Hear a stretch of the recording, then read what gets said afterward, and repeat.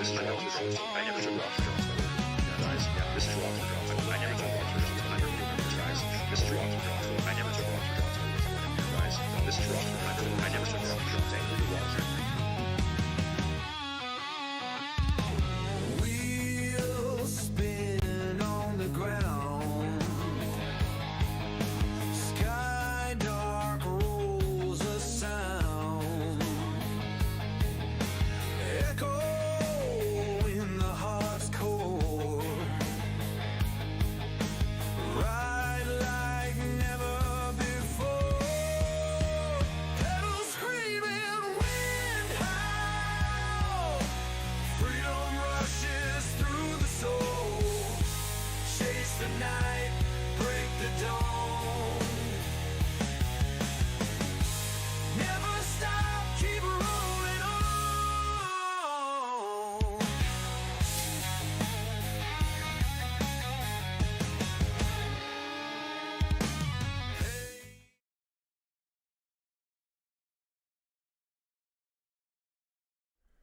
Dudes, good morning everyone. Colin here, Inside Cycling World, guys. 5 a.m. in the morning. Let's rock, guys. Dudes, Friday, September 19th. My only reference to that is that I know the World Championship starts this Sunday on the 21st. Guys, join me for that as well. That's going to be an epic day. Seeing more riders populate the time trials lineup sheet anyways. Boom. Let's go, guys. Just gonna have a couple last look here. Pop Marina's already here. Yeah, Pop, I saw that first thing this morning, guys. Had a really late wake up today. Had a terrible sleep last night. Usually I like a good hour to get up. A good hour, 45 to an hour to get up, turn my brain on. But I need a good sleep. And so I woke up twice last night. Commotion outside. You know, coyotes were too close to the house last night. Anyways, long story short, I woke up like 25 minutes ago, turned my brain on, no alarm clock going, what do I do? Here I am though, guys. It's Friday. Hope everyone's going to have a great weekend coming up and you can join me for all the cycling. Let me jump in here, guys. Boom, first place to go. And I didn't check my mic, but I know it is working today. I can see it working there. It is maxed out volume, so any volume issues, I got a thinker through YouTube, something like that. Guys, right now we have 2 races going on. Actually, we have 3 races going on. This one here, I'm not getting any stats for. Oh, it did just start too. It just started at 5 a.m. Guys, here's another banger of a race. This race is pretty crazy. Just let me come back here. So, Tour of Luxembourg is underway. It started, I think, just a few minutes ago. Started 24 minutes ago, so I wanted to start about 20k in, so here we are. We're 12 kilometers into the route now, 13.6 kilometers in. Peloton's all together at the Tour of Luxembourg. That's our stage race. It's a Pro Series race. Mertert Vianden from Flanders Valois has just dropped out. Abandoned the race here, 24 years old, from Belgium. GP Formies, Arctic Race of Norway. Might have seen this guy there. I can't remember that guy. Then we've also got, okay, I should have set this up better today. Slovakia has been going for quite a while, guys. This one here started at 2:15 in the morning for me. And I'm just like, especially last night, there's no way I could have done that. Not with, if I get woken up in my first hour of sleep, that's my best sleep. That's where I'm recharging the most. And I got woken up and I was like, what? Huh? Anyways, we got a breakaway here. Pop Marino already posted in the chat here. You can see it. Papa says, hi guys. Glog in the break in Slovakia, along with Volter, definitely going cheering on the breakaway today. So here's Thomas Glog from the UK, 24-year-old, Team Visma Lisa bike. Different day today. Probably going to be the same as what we've seen over at... Has it been that way? Yeah, it's been that way. Both races, we've seen a lot of the pro and more of the continental team showing up. Remy Dumas for FDJ development team, 19 years old. Martin Volter, Czech rider here from Czech Republic. ATT Investments. Seen this dude before. Positive we've seen this dude earlier in the race. We talked about him for a little bit. I just remember, maybe it's someone else. I'll have to look at ATT to make sure. And then we got Pavel Bernas, Polish rider here from, whoa, that's a hard name. Yeah, dude, I think Polish might be the hardest names to say. They might be the hardest. Continental level team rider here, guys. 35 years old, this dude. This guy's been around. This guy's been here, done that. Yeah, older dude, 1.9 meters tall. They're probably all riding behind this dude in the breakaway today. Climbing now. Real lumpy stage here today. This is the 69th Tour of Slovakia. Stage race, 0.1 level, 3rd tier. Professional racing. Lots of good names here, though. They've already taken on 2 climbs today. Yeah, I think there's a lot of climbing in this one. Right now, they're on a 15, almost 16 kilometer long climb at 4%. When they start getting, that length, 20K plus at 4%, they start getting really hard. There's a climb in the U.S. called Mount Lemmon. Yeah, that's a brutally long climb. I think it's 42 kilometers from very, very start to very, very end at the very, very top. And I think it averages 4% all the way. I think she thinks it's 4.5. We've got time bonifications. Thomas Gloag already got the time bonifications at the sprint point before us. There's also a point after this, more points and time bonifications. Who won the climbs? Thomas Gloag got the first climb with Timo de Jong, Jakob Kaczmarek, and Felix Engelhardt. So that group's all changed because Thomas Gloag's the only survivor. Must have been a bigger breakaway today. At the second point, we had these 4 riders. The 4 riders in the break are the 4 that have scored points. And there was 3 places for time bonification. So Martin Volter didn't get time bonifications at the last point. Obviously, in between the first climb point and this sprint point, they've dropped a few of those riders because the same names aren't there. We've lost Timo de Jong, Jakob Kaczmarek, and Felix Engelhardt. So it must have been a minimum of 8 riders in the break earlier. Got to think. Unless someone bridged up, but I don't think that happened. I think they all went very, very early today and took off. Up the climb now. Lots of KOM points available here. We have another KOM point, not that far after it. Let's take a look at the actual GC here. As you can see, Paul Magnier, he's won 2 stages in a row here. Time bonifications. I think Lucas Kubis has 2 second places in a row. He does. So Lucas will be looking for redemption here at some point. Milan Menson, here's another fast man for Lotto. 28-year-old. It kind of rounds out your top 3 of the GC here. I do want to take a look at the points classification here. Yeah. Lucas Van Gils. And I don't know. Oh, it is showing new points today. Jakob Kaczmarek, Remy Dumas, and Felix Engelhardt. They got points earlier today. Thomas Gloag is on 8 points. He's got 7 points today. There's a good chance he'll be taking the KOM jersey, guys. Very good chance. At the top of the next climb, 12 points available. Yeah. 8, 6. Even if he finishes dead last on this climb, he's going to score 4 points, which will put him into the jersey. Peloton's 2 minutes, 39 seconds behind chasing now. Tough little climb. Looking at it here. False flatty start, 2% gradient, kicks up. Very beginning of the climb, we do see some 9, but then it kind of levels out to a more casual / civilian 4 to 5% up to there. I mean, even I could ride that. That's over 16. Yeah, that's only a kilometer and a half of 5.5%. Guys, that's your latest update from Slovakia. Dawn's in the house. Shaka Khan Dawn. Shaka Khan Dawn.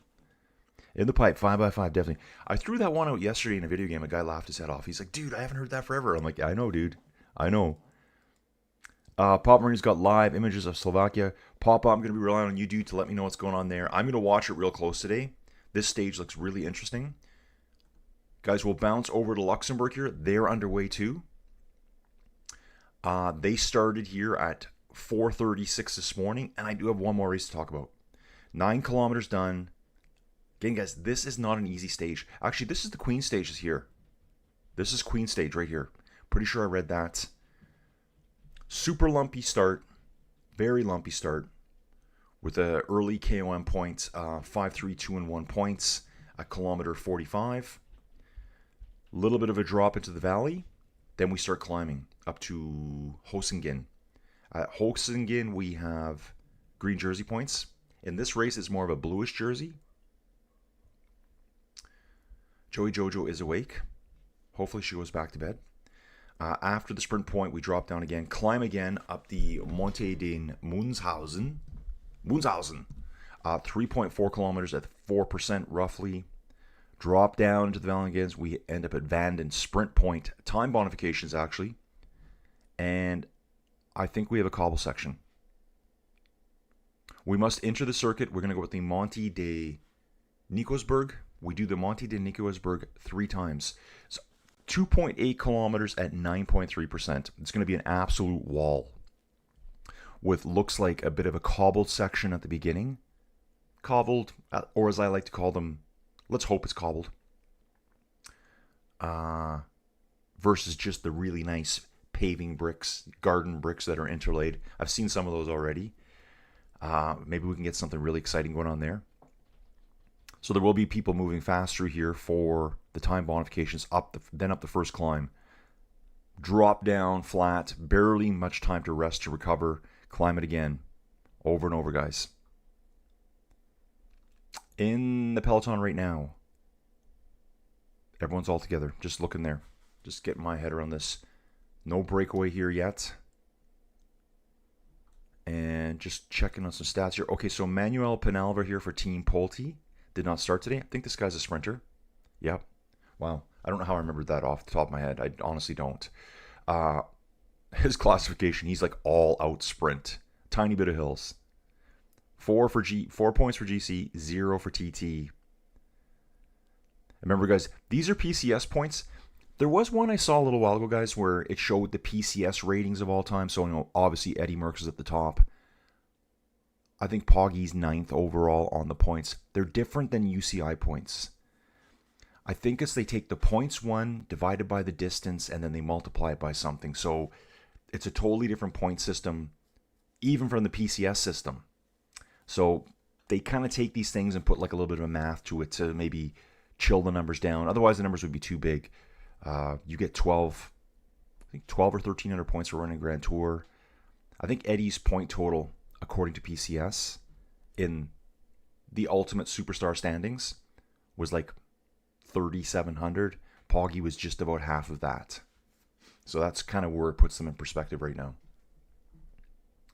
So this dude didn't start all out sprinter here today. Probably looked at this and said, yeah, I don't need to race this one. Maybe he went somewhere else. While I'm saying that, guys, we also have this going on today. This guy here, the Kampioenschap van Vlaanderen, obviously the Championships of Vlaanderen. Complete peloton here. Guys, it's a circuit race. I'm just listening to what's going on upstairs here. Make sure everything's okay.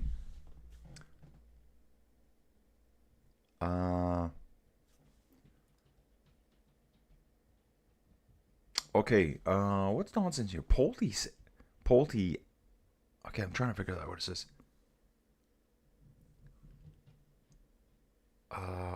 Poggy and Vollering to dominate these UCI World Championships this year for their areas. I did see them talking about Remco. Remco might do very well there as well. Kind of the course, the downhills, his aero ability. Is that a word? Aero ability? Sounds kind of weird, doesn't it? Sounds like irritability. Well, he's irritable at times too. And the climbs, I think there's one climb at the World Championships, it's 6%. It's not like 9-10% where Poggy would absolutely crush them. So I think it's going to maybe put a little bit more competition into it instead of a complete blowout. Thank God it's Friday, definitely.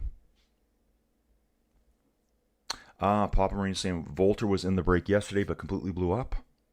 Doug's back. Doug Sanders back in the mix. TGIF thing. Good morning, fellas. Got a tickle on carry pass at Lux today. 7-1, really. And Offense, good day, people. Everyone, welcome aboard. So, guys, take a look at this race here. We're just going to hang out for this one for a little bit. I don't even know what we can show with this one. It's an 11-lap race. Looks like Yeah, 11 full laps. Start on 0, lap 1. Start on lap 0 at the start. Always start at 0. Complete lap 1, 2, 3. So I guess they're doing 12 laps. Anyway, 12 laps here, guys. No attack so far. All going out easy. 8.4 kilometers. And you're like, what is this race? Cools Camp to Cools Camp. 180.2 kilometers.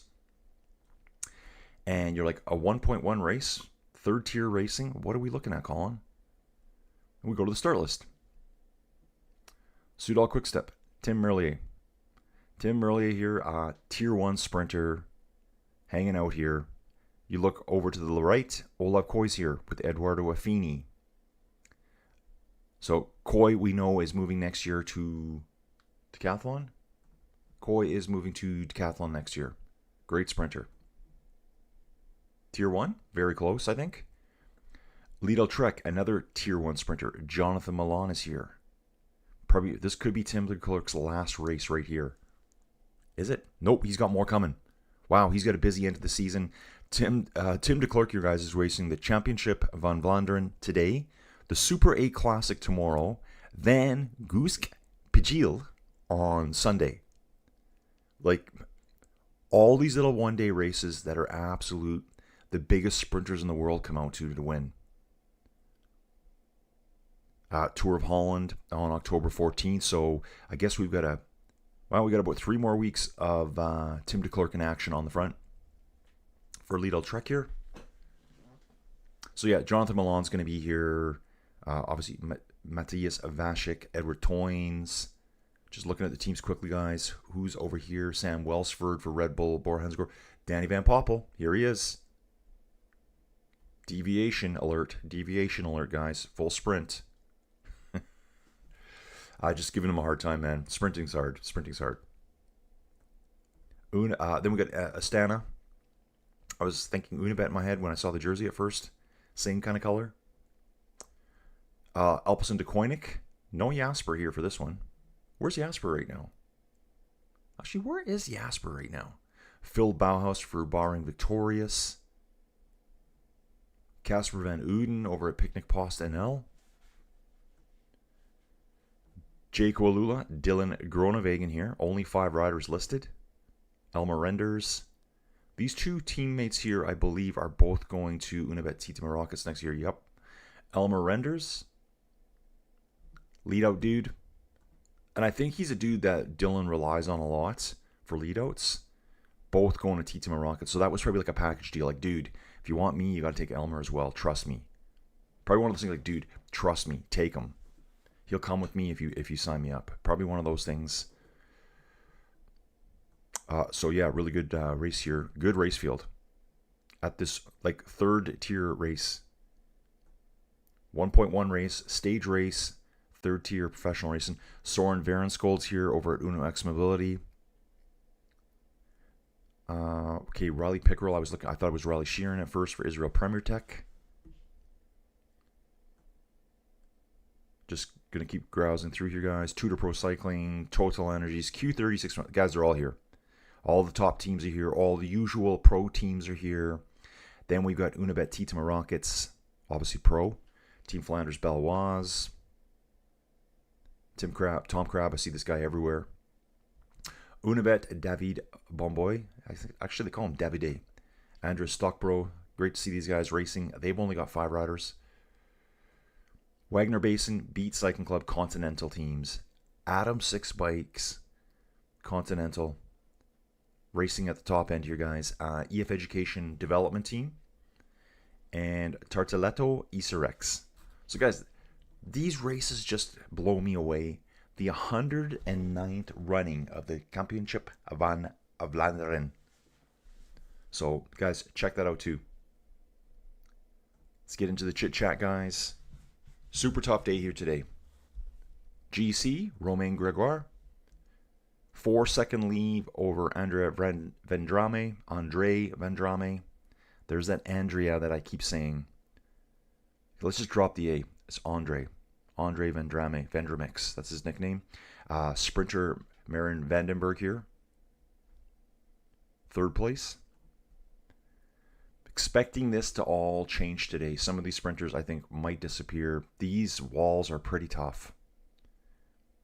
2.8K at 9.3%.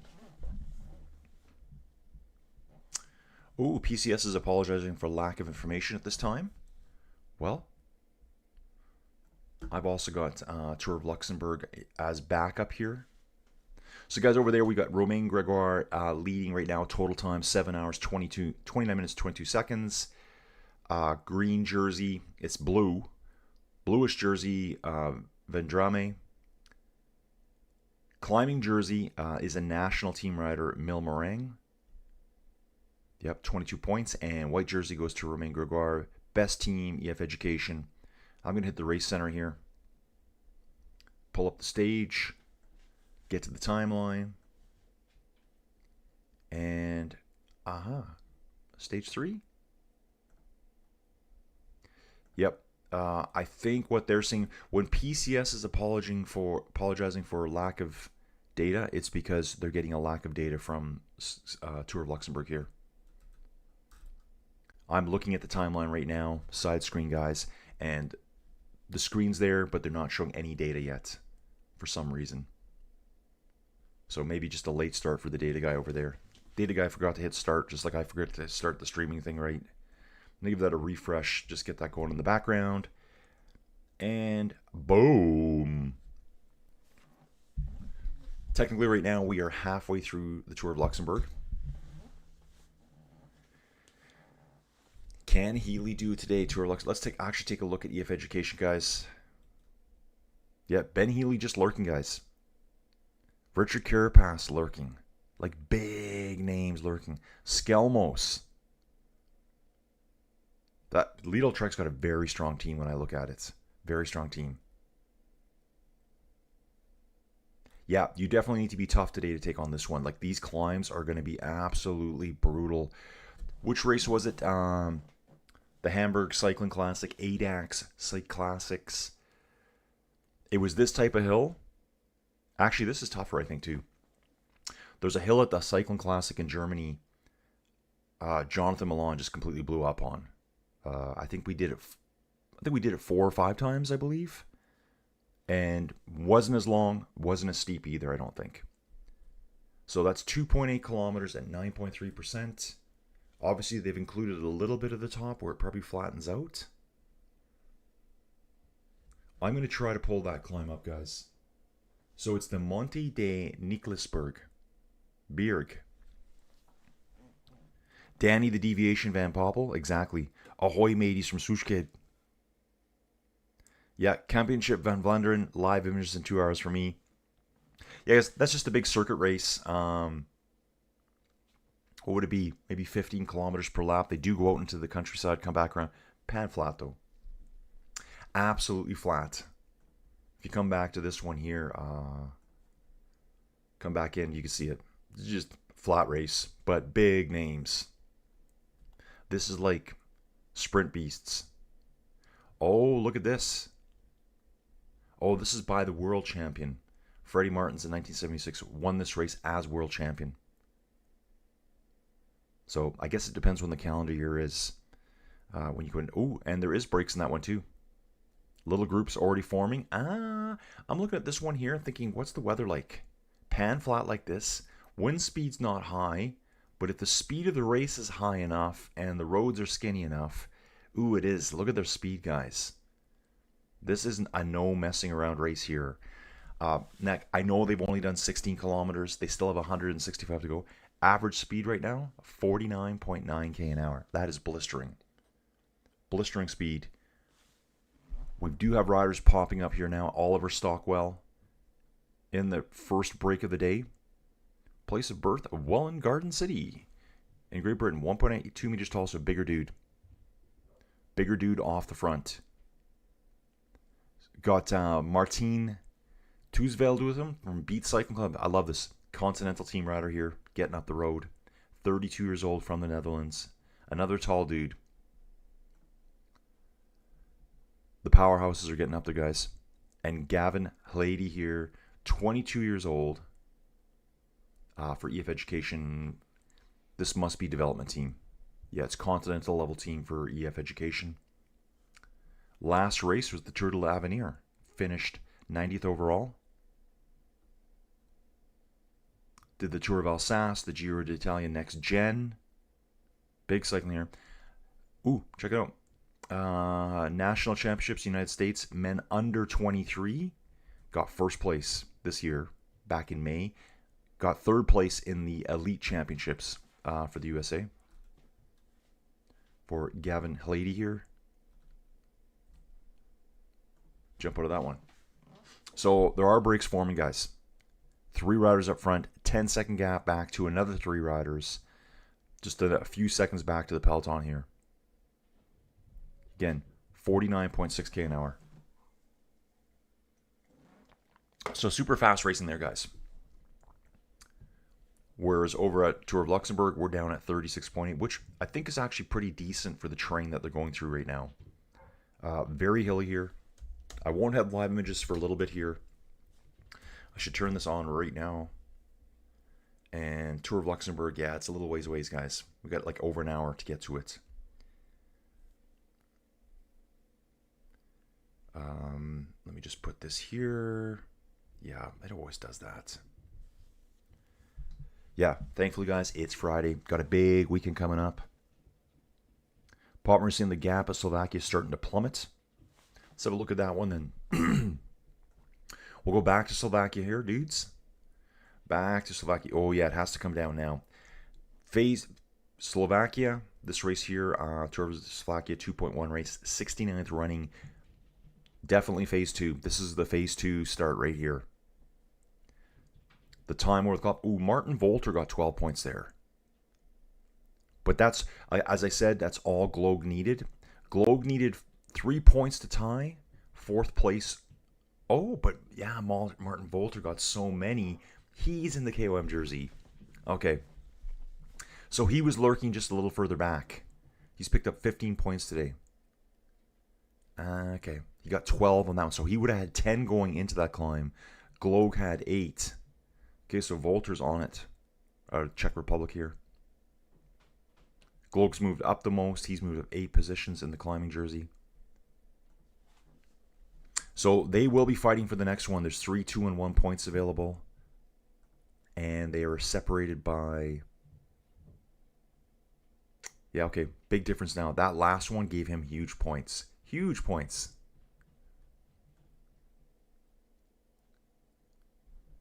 So the difference between well, that's a category 1. That's why. They gave that category 1 points. And again, all different points classifications at different races. This might have been a 10 at a different race, a category 1. They give him 12 here. The next category 3, 3 2 and 1. All the category 3s are 3 2s and 1s. Category 2 at the beginning, 6 4 2 and 1. Yeah, it's coming down fast. 53 seconds now. They're in the valley system again. Next climb, 4 kilometers at 5.3%. Category 3. Probably the hardest part will be... Starts out pretty easy. False flatty for the first 800 meters. Then for the following 1.6 kilometers, you're probably averaging just around 7%. So nothing too crazy, but they will be sprinting over the top. Let's hang there for a bit. And I will get myself situated here. Got this open. I want to do this too. Let's do this. Belgium. Oh, wow, I can't even figure this out. It won't be called that, will it? Where's Frisian? Dutch? Yeah, I don't know. Okay, guys, forget about that stuff for now. We're also following 85th Skoda Tour of Luxembourg here, guys. Take a look at this now, guys. Here we go. We got some data now. It was saying before they were apologizing for lack of data. Yeah, 14 minutes ago they had no data. Obviously, this has been going on for a little bit here. The peloton hasn't been all together. If I go back to the Tour of Luxembourg page now, I want to look at this myself. See if we got data popping up here. Timeline. Actually, no, they don't. Usually it will show like the little dot along the screen. I'll show you guys what I'm looking at here. Sometimes I talk about these things and you're like, what is he talking about? So this is from the Skoda Tour Luxembourg. This is the race center. Stage 3. I know the dates are crazy on this. They've got the date out by 1 day, don't they? I think it's it's the 19th. But this is the stage we're on. Here's those 3 walls. So early climb, drop into the valley, sprint points, time bonifications, more sprint points, then the 3 ascents up this absolute wall. This is probably the toughest climb at the race, I think. This guy right here.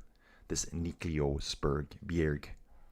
So usually it's along the bottom here, you'd see a little dot showing the location. So they don't have it there, actually. Pro Cycling Stats now does have it. We'll bounce back here. See who's in the break here. So guys, this has obviously been going on for quite a while because they have a 6-minute gap. They've covered 31 kilometers. In the front, Sylvain Dillier, Simon Guglielmi, Thomas Gachenard for Total Energies. That doesn't surprise me, that guy. He likes to go on breakaways. Adney Holter, Uno X, Victor Papon. We saw this dude yesterday in the break. Wagner Basin. Yesterday he was in the break for 132 kilometers, guys. Remick to Mammer Stage. I remember seeing his name up there a lot. Then we have his teammate, Henry Francis Renard Haquin. Finished 13th yesterday, so was up at the front near that sprint. And then we have a Team Colaquick rider. It is not our friend Helleroop today, Malte Helleroop. It is Joshua Gudnitz here, Team Colaquick, continental level team. I'm going to take a look at the mountains classification here. Yeah, there it is. Milmerang first place, Malte Helleroop in second place, Luke Bettendorf. Now, what's available for climbs today? A lot. 5 points, 5 points, 5, 5, and 5. Wow, I'm surprised this isn't higher rated. Yeah. Yeah, they didn't, guys, they did not do those rating systems right. The first climb of the day, the Monte de Beaufort, if you're just looking at how relatively hard is it compared to the other ones, this climb here, 2.5 kilometers. Last climb of the day, 2.8 kilometers. This climb here, 2.6% gradient, falls flat. It's not even a climb. Last climb of the day, 9.3. So it's almost 4 times as steep, and it's actually slightly longer. Same points. Nah, dude, I disagree. Screw Tour of Luxembourg, you should have upped those points there. I would have upped those points big time. Or done something cool like make it 5 points through the first time, 7 points through the second time, 10 points through the third time. You can't compare that climb to these ones. And that's why these points are in place, guys. That's why we rate the climbs. So they've decided not to for whatever reason. It's just a race organization decision. But yeah, that's way harder. Way harder. That's crazy. I don't know why they would have done that. But yeah, so 7 riders in the break, 6-minute gap, guys. The stage is hard. The peloton will be working probably hard. Peloton on this one, phase 2 for me is going to be over after the 90K point. Once they get over this point here, they're going to start chasing these guys down in the valley system here. From kilometers 95 right up to about kilometer 120, 115. There's a valley system generally downhill. We'll give a chance for the peloton to get organized, start hauling them back before they start doing the climb up this brutal wall. And again, there's a tiny little cobble section, whatever that is. Pop Marino saying, yeah, Globe didn't challenge the points on that last climb. Baffling. Yeah, strange, right? So if we go to the points here over at Slovakia, 4 riders up front. Mountain points here. Yeah, especially when he had points early on. Volter got 3 points at the climb before. Got no point at climb 1, whereas Globe did. You know, all I can think with Globe today, maybe he's thinking, I want to win. I want to win this baby.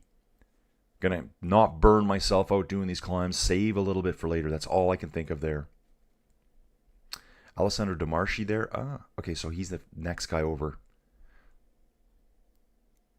So Demarchi got 5th, and then Adam Rafferty there in 6th place to get the last point available. They are on the next climb here now. 3, 2, and 1 points available. No one can take the jersey off of Martin Volter's back now. He's got 22 points. He's actually down almost 16 minutes in the standings. 3 riders here in this group are all sitting at 20 seconds back out of the GC. Peloton's at 53 seconds. This is going to be a really interesting finish at this one. A lot of downhill coming up. These points here that might be important. 6, 4, 2, and 1 sprint points. 3, 2, and 1 time bonifications. And we still have another climb. That last climb is where you launch for victory right there. About 12 kilometers from the finish, it looks like. And that one there. And look at this. Pavel Bernas here, the Polish rider, is dropped from Group 1. We're down to 3 riders here going up this climb. It's 4 kilometers at 5.2%, guys. The coffee's going to be hard today, guys. I'm going to be hard on the coffee today. I'm not even through my first half coffee yet. What's up today? A lot of cycling. And then I'll be stuff outside. Then we'll get a quick bike ride in, and then a nice chillax session. I got to get myself all prepped up for World Championships this weekend. Oh, Joey Jojo, I need more thumbnails, please. I think we got all the thumbnails fixed up for this one. Guys, yesterday views were just like, they were down low. I had yesterday listed as stage 1 because I didn't have a thumbnail for it. So I used the old thumbnail, and I screwed up the start of yesterday's stage with the wrong. I had the stream private. I realized 40 seconds, and I'm like, oh, it's private. I had to relaunch the whole thing, so that probably threw everything off yesterday. Plus, I don't think most people are even aware of these races, which is unfortunate. Hoping I can, man, I'd love to find out, hey, dude, we saw you doing commentary on a race, loved it. Obviously, they probably have commentary in their own countries, and a lot of them, like Slovakia, I don't even know if they have an English commentary. Pop Marino, is there English commentary right now for Tour of Slovakia? Or is it Slovakian? I don't even know what Slovakian language is. What is the Slovakian language? Do they speak another language? Probably is Slovakian. No, I don't want to change that. I got my Google Translator, you guys, so I can figure out things. Oh, there's Slovak. Ooh, wow. Thank you in Slovak is Dakujum. Dakujum. So listen for that, Pop Marino. Yeah, there's lots of race dudes. I found more yesterday. Dumas got the max points on the climb. Yep, he's popping up here, dude. He's in a breakaway by himself. He's just jumped out of him. Not a breakaway. He's just accelerated ahead. Remy Dumas here, dudes. Groupama development team here, it looks like. He did the Grand Prix du Plouay. That was a race just a little while ago. I was looking at that one. The West Bohemian Tour. Guys, we've talked about that race in the background as we've been covering. Probably Renui Tour, I think. Giro d'Italia Next Gen. He did the Tour of Alsace. 19 years old. Like, this guy is just coming up now. All climb. His points are all climb. I'm going to have to go through this today and figure this out. So he's over the top. They're back together. These 3 riders want to stick together to try to escape now. Peloton's 26 seconds gap, guys, is absolutely heating up. Martin Volter has been caught.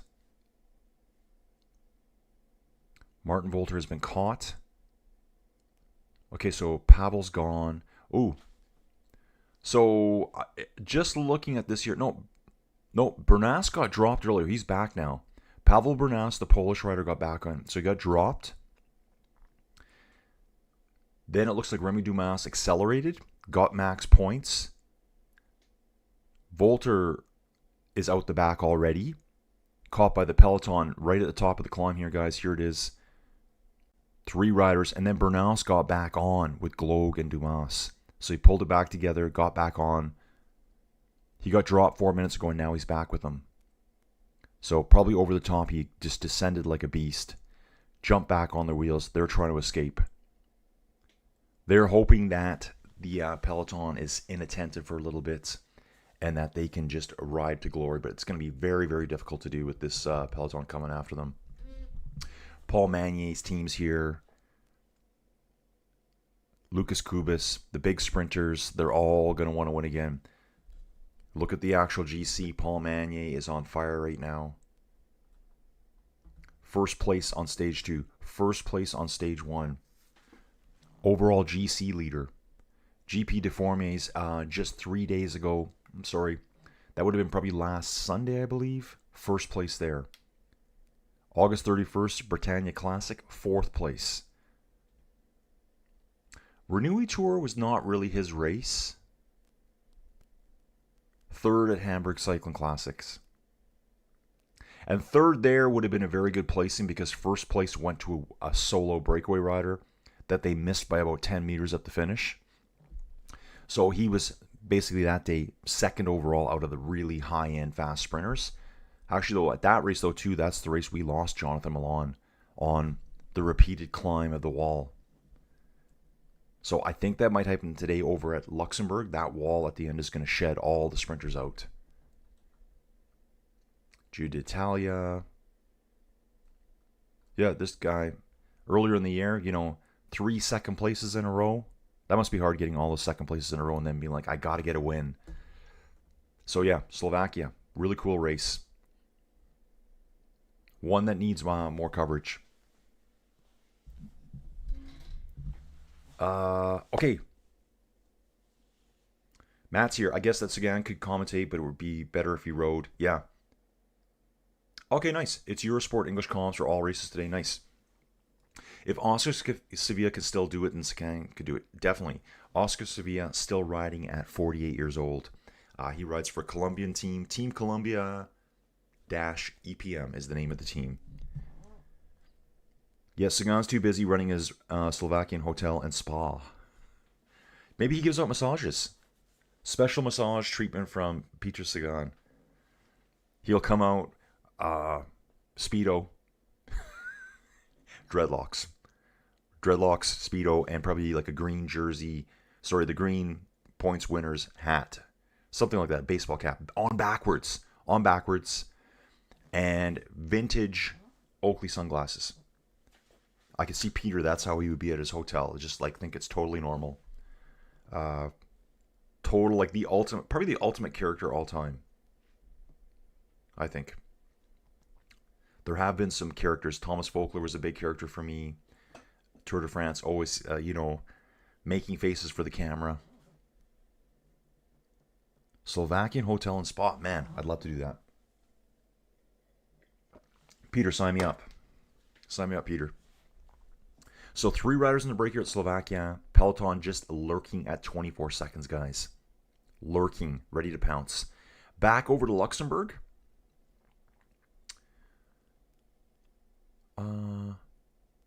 Oh, wow, I love this, guys. PCS is actually... I wondered about this because I was looking at some old stats. I was talking about Nicolas France there 2 days ago. 2-time winner of the Tour de France for Luxembourg, 1927, 1928. And there's holes in the database. There's holes. Like, I mean, I can see the number of stages, and there's nothing showing up. PCS is actually here. Do you know how stage 3 in the 2017 from Eschweiler to Wilts stages 1? Help us fill in the blanks in our database. Wow, so that's only 8 years ago, and that's how quickly data just vanishes if it's not collected and recorded. Yep, getting close to the first categorized climb of the day. I think there's a climb beforehand here. This little wall back here could have been categorized too, or might be tougher than this thing that's coming up. Then we do start a long climb. I'm going to actually set some stuff up over here, guys, for you. I'm going to do that over here. See if I can find it. Let's go back to Remick. So this is our start yesterday over in Remick here. I'm just talking about this. You guys can't see this. And I'm going going to try to do this.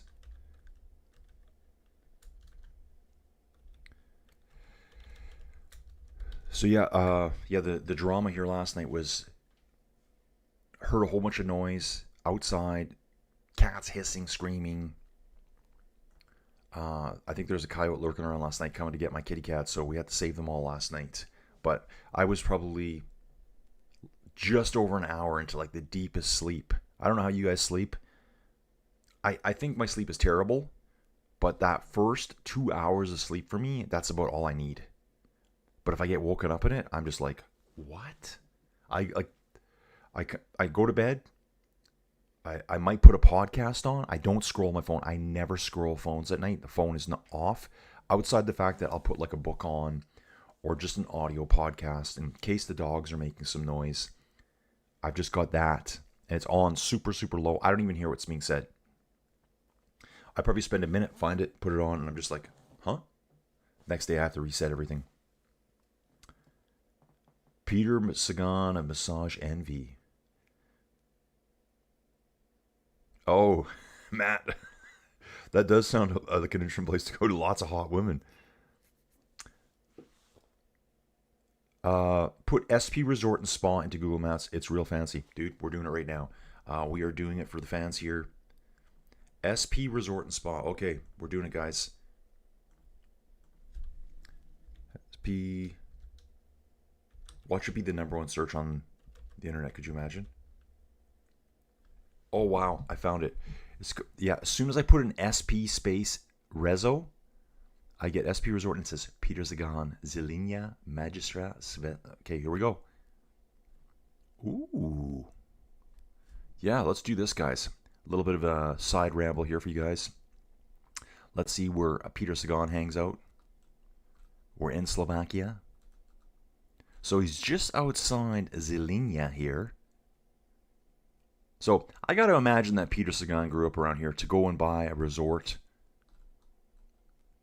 in this part of the world. So let's just zoom out so you can see where we are in Europe.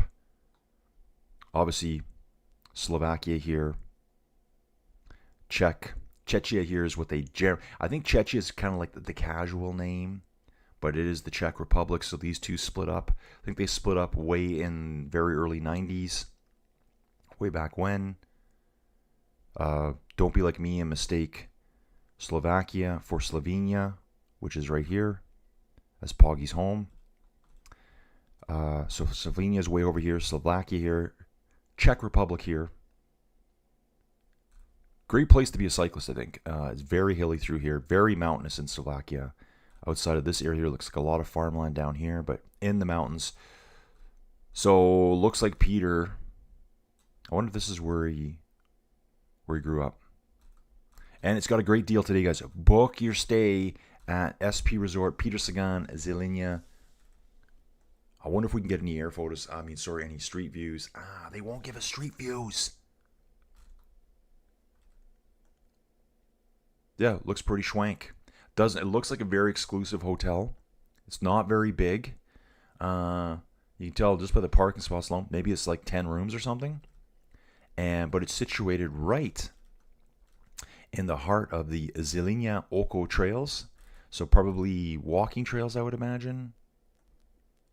Probably right out of town. You probably walk. I'm hoping you can ride bikes here too. Peter, can you ride bikes here? Peter Sagan, I need an interview with Peter Sagan. What I'll do here, guys, is I'm going to zip on it now and just jump in. Let's take a look at some of the pics of Peter's place. You too can stay with Peter. I wonder if he's ever here. Oh, there's a pool inside. Nice. Got a pool inside. Oh, yeah, I can remember the parties. Imagine Peter up here entertaining the guests. Wonder if he's that kind of... Does he own it? Or does he show up and run it? Looks like they got some nice foods here. Overly small portions. Just joking. But, when you go to fancy places, you tend up paying too much for, like, 3 bites. Hate that. That looks good. Oh, yeah, see. Ooh, that looks super nice to me. Yeah, man. It's just a place you go chill out. You got Zilinia in town, so you go party it up in Zilinia. You come back here at night and do the chilling thing. Ooh, what? We got a car collection here. Is this really at Peter's... Wow, guys. Could you imagine if this is at Peter's place? It is posted at SP Resort and Spa. Charger RT here with some kind of like 429 cubic inch engine. And what are we seeing back here, guys? What are we seeing back here? Oh, this is fascinating now, guys. Ooh. I wonder if this is one of those Atom aerials or whatever they're called. I can see another vintage car there. Think that looks Porsche to me. Maybe a Porsche Cabriolet. This one here, can't really tell. Another vintage car here. I think Peter Sagan likes vintage cars, guys. It is there. Look at this. This picture here looks very similar. He's got motorbikes too.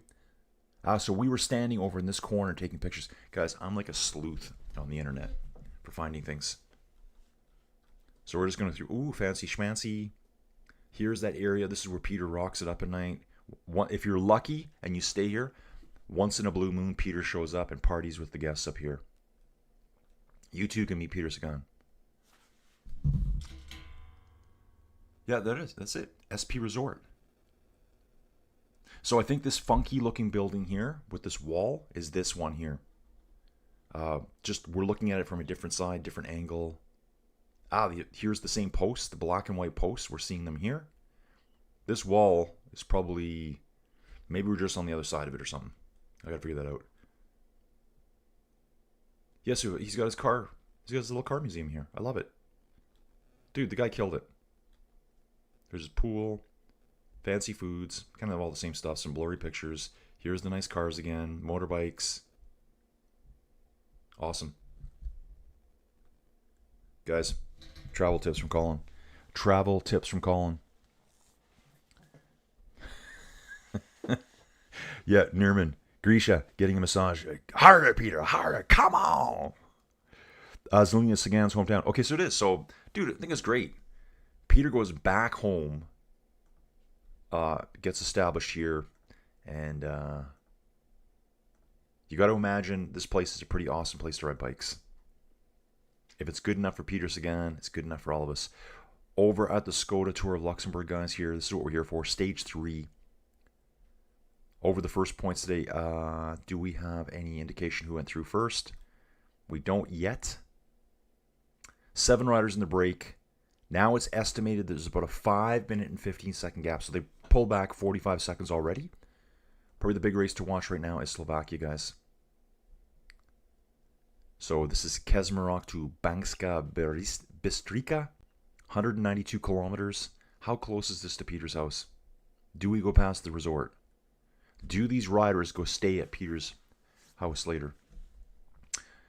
It's all been brought back together, guys. So the dudes up front are all back together. There's no escape today, guys. This is Sprint Master Central here.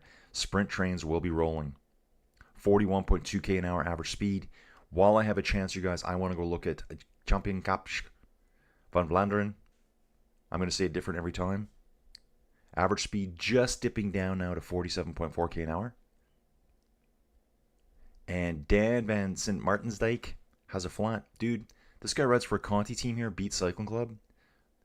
There's someone with the exact same name that rides at World Tour level. Let's have a look. So this is a Dutch rider, and we're going to come over here. His brother, Roel van Sint Maartensdijk, rides for Intermarché Wanty. Ooh, look at this dude. 1.97 meters tall. Tall dude here. Did race Quebec, Montreal, Gerardsbergen. We watched that one, guys. Saw him at the Tour de France, though. So did the whole Tour de France, finished 156th. So his brother's at the championship race here in Van Vlaanderen. 6 riders in the break there. Ooh, look at this. They did give 6 riders a chance to go up the road. So we've got Oliver Stockwell, Jelly Vermouth, Martin Toesveld, Gavin Hlady, we saw him earlier, Born de Dobbelair, and we have a second rider from Wagner Basin. I thought we saw that rider's name before. They're not showing that second rider's name, are they? They're not sure who it is yet. Oh, this is a cool stat. Check this out. Starts in guys, I'm looking at Kampioenschap van Vlaanderen here. And it says starts in UCI cyclocross races for competitors. So this must be today's competitors. Look who's number one. Number one with 346 starts in cyclocross races. Is that real? Tim Merlier. Tim Merlier. So I guess that's his background. Danny Van Poppel, 29. Just trying to see some big names. Axel Vandenbroek here at 36. So Tim Merlier came from a CX background, which I didn't know that offhand. Back to the Luxembourg guys.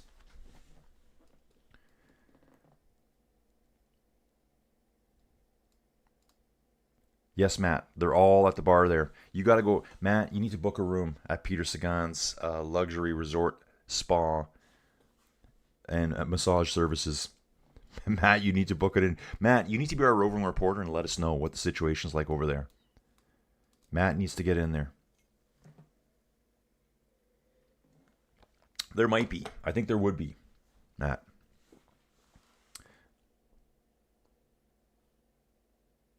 Peter Sagan or Mark Cavendish, which dude had the better sprint kick? Dude, that's a tough question. I think Mark always was probably on a better team for lead out. I always kind of seem to remember Sagan just kind of doing his own thing. Later in Mark's career, his lead out wasn't as good, but early in Mark's career, he had like an incredible lead out train over at HTC Columbia. But yeah, it seems to me Sagan was more of just, I know where to be, I've got a good kick, I know when to go. Yep, hot stone massages and shiatsu from Peter Sagan. If it's his hometown, he's probably at that place all the time. Especially when he's got his car collection there. Oh, for sure he's there. Can you see Peter Sagan driving that RT Charger around town? Yeah, can you imagine that? Yeah, he's probably driving around town just terrorizing people. This thing right here. Is that the RT Charger right there? It might be. I think he moves them around a little bit. Looks like there's sliding doors on the front, so he probably just pulls them right out and goes and drives around the streets of Zelinya here. Yeah, this guy right here. Can we zoom in? Yeah, this thing looks awesome. Lots of nice cars back here. What's this white one back here? It looks like a Cadillac, doesn't it? A white Cadillac with like some kind of glowing red interior. He's got another beauty over here. Maybe that's another Charger. That's kind of what it looks like to me. Peter Sagan, lover of Dodge Chargers. And that engine just looks gigantic too, doesn't it? I mean, who drives around with this on their car? Down the streets of Zelinya. He'll probably get arrested. Oh, you guys can't see it. Sorry. We're looking at Peter's cars again. So looking at Peter's cars here. I was saying there's a white one. I think that's a Cadillac back there. Probably. No idea. Maybe a Porsche of sorts. Can't really tell. Now, I don't know if this is a Oh, that's a reflection. I'm seeing a reflection there, guys. That threw me off. Yeah, that's a reflection. I'm like, does he have another one? No, that's the reflection of this car here. Then you got this one with this big tail on it right here. That's this guy. Okay. So he's got like 4 or 5 of these really nice cars along here with the motorbike right beside it. That's what's going on there. Okay. So this is all about learning Peter Sagan's cars. If you're new to the channel, you didn't come here for cycling, it's kind of like Lifestyles of the Rich and Famous. Champagne Dreams, Caviar Wishes and Champagne Dreams, I think it is. Man, my mom used to force me to watch this now. What was his name? Robin? What was that dude's name? Robin. With the Lifestyles of the Rich and Famous. Okay, Matt's going to check it out, give a trip report. Matt, where do you live, dude? Matt, do you travel a lot? That's what, Patricia. It's Patricia today. I lived in Slovakia, Lamac, and it does have nice looking gals. Many of the Czech NHL players would marry Slovak women, Jager, etc. Dude, yeah, that's kind of like my gist of the whole place too.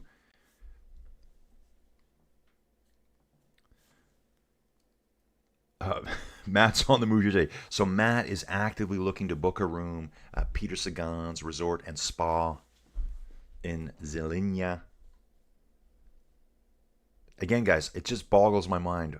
Places in the world I've never been to, including Peter Sagan's SP Resort and Spa. I'm just going to jump out of it here. Take a look at the countryside. We're back at the race. Oh, guys, I better go back to Slovakia real quick. I better get back to Slovakia real quick. That one's going to be going nuts right now, I think. Slovakia. Okay, we got a bit of time here still. We got still, 37.5K to go. Lots of time over here, guys.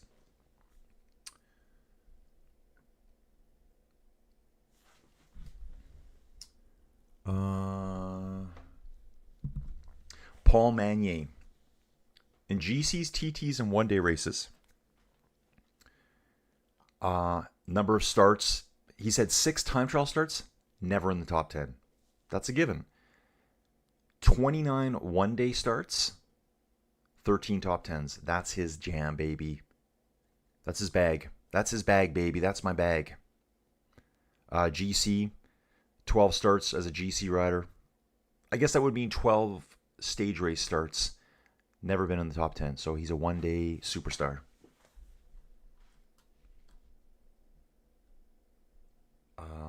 Just looking at some other stats here, guys.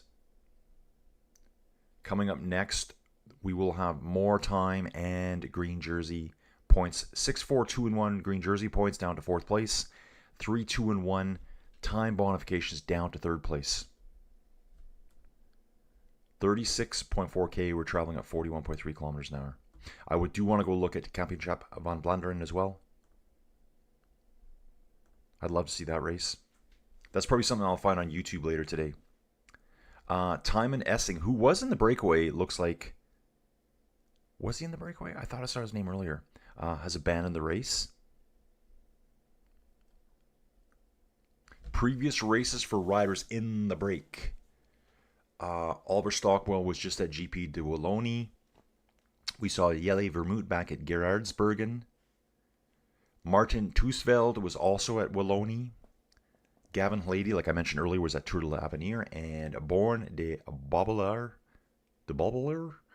was at the Tour of Istanbul. And that, I think that's quite a ways back, isn't it? Actually, no. Oh, that's right. There was a Tour of Istanbul.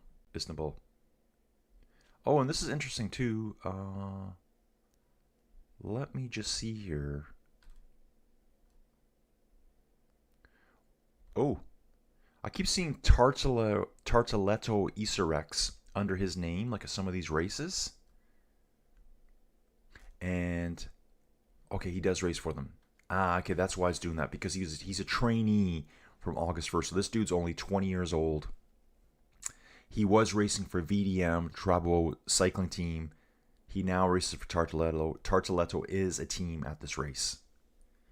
Let's go find them there. So it's just like where they changed their team name over. Tartaletto, right here. Tartaletto Easter X Continental team. And here he is. No picture. And he's got one stat showing up. Time trial. 4 points only, but they've given him max ability. Maybe that might not mean you're that good at time trialing. It just means that all your points are. That may not be a relationship that you can say, yeah, this guy's the best time trialist on the planet. He's got 4 points. He's got nothing in anything else. So that's maybe how they're doing that. Okay, we're back here, guys. In this one here, it's a 1 minute and 28 second gap. 6 riders up front. Big boys sitting back, watching and lurking. Come back to Slovakia. That's where the action is going to take off first today.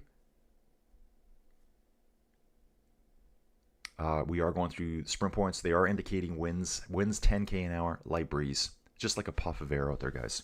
Just a puff of air. Dawn, I've never seen Sagan in a car. Kind of like some of the folks I used to work with when I was a kid. I was always on the bike back then. I could see Peter Sagan driving like a Dodge Charger with like a 400 whatever inch engine. What would Chargers be using, guys? Would that be like a 420? No, Ford's 429, right? Or is it Ford 427? But you see, he had that huge blower on it. He's got like a gigantic supercharger on that RT Charger there. Okay, Matt does live in Seattle. He does travel. Matt travels all over the world, apparently. He's heading to Peter Sagan's SP resort soon. He's going to give us some travel tips. Colin Coates is back. Dude, Colin's here. Good morning, Colin Coates.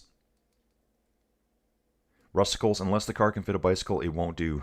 Oh, man, you can jam a bike into the back of a Dodge Charger. Those things are pretty gigantic. I think his were 2 doors, though, so you meant to fight it in. The trunks. Guys, the trunks on those old cars, you could fit European cars inside them. A trunk on an old car, you probably put 3 dead bodies in there, too, if you want it. Not saying you should do that, but, you know.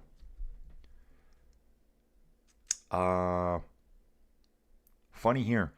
Here's a stat for Tour of Slovakia. Which team has the best sprinting train? Okay, this makes sense. Sudal. Yeah, that makes sense to me. But it says top sprinter Yves Lampert. Really? Maybe based on all his years of riding, but let's take a look at Yves Lampert here. 34 years old. This guy's done a lot. This guy has done a lot. His best year would be way back in 2019. So let's take a look at his 2019 year. Tour de la France, he did Algarve early in the year. Strade Bianche, 11th place. Kern, Brussels Kern, 5th place. Omloop Het Nieuwsblad, 7th place. He was training Adriatico. Just looking at his best year here, guys. For points, anyways.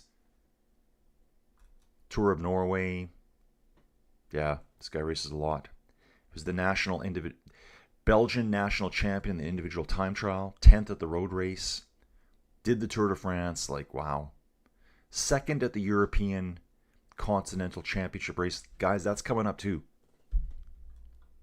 Guys, what are your predictions for the time trial for the men at Rwanda? I'd like to know everyone's predictions here. What do they think? Hey, Colin. Dude, question for you, bro. What do you think about Zwift finally announcing no more elite racing over on Zwift? And Colin, do you know that dude, Andrew? I think his name's Andrew Buffington? I kind of had a little chat with him, just a real short one.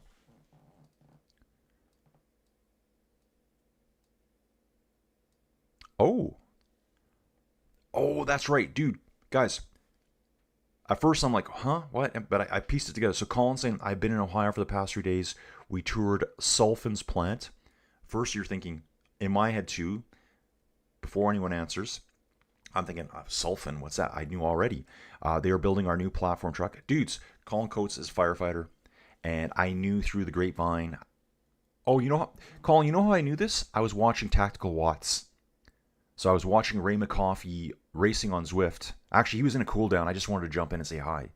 And I saw Colin in there, and I think Colin mentioned he was going away to check out this new fire truck. So, awesome. Matt's going for Remco. Guys, if you look at the profile for the World Championships, it's a tough one. It's hilly, but they're not like this. I think the steepest we get is 6% on one of the longer climbs, but a lot of it's 3.5%, 4%, where you can really put a lot of power down, where you don't have to get out of the saddle, where you can stay down low on those extensions. Stay down low on those extensions. There's one guy that's really, really good at that, and it's Remco.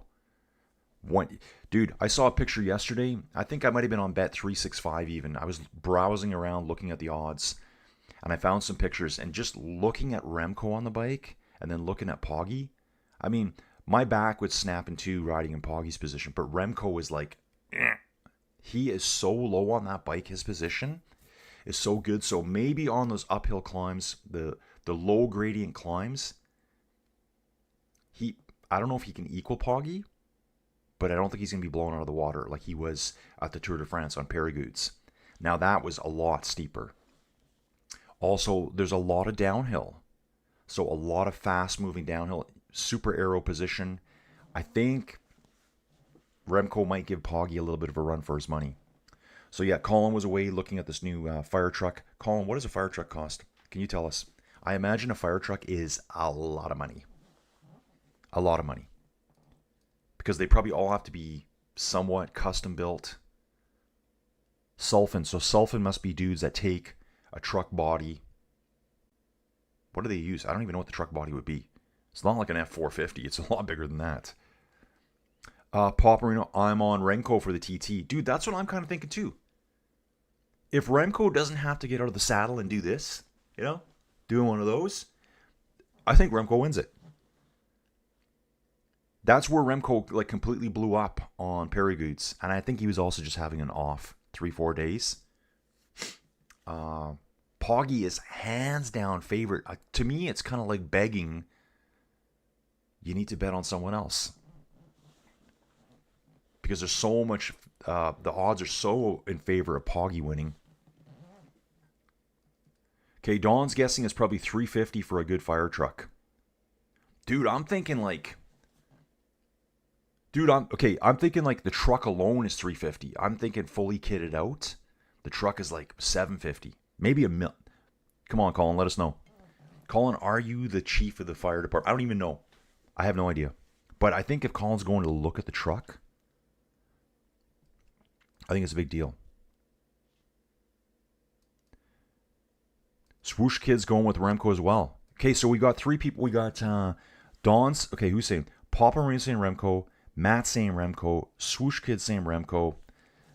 Guys, cycling knowledge here is strong, folks. The cycling knowledge is strong. Dudes, I got to get bets in on Remco. I don't think Remco is one where you put $10 down, you win $2,000. I think he's basically, from what I saw, like just barely a 2-to-1 bet, I think, on Bet365. I think. Why don't I do that in the sideline, guys? I'm going to do that in the sidelines here right now. Oh, I was supposed to be... Yeah, I was supposed to be covering the race too, wasn't I? Yeah. Yeah, guys. Maybe this is why I got no views yesterday. 5. Cycling? Yeah, I must have looked on a different computer yesterday. Cycling. Stop typing T, Colin. Where's the Y? Right there. There we go. Okay, here we go. Bet365 cycling. Cycling betting and latest cycling.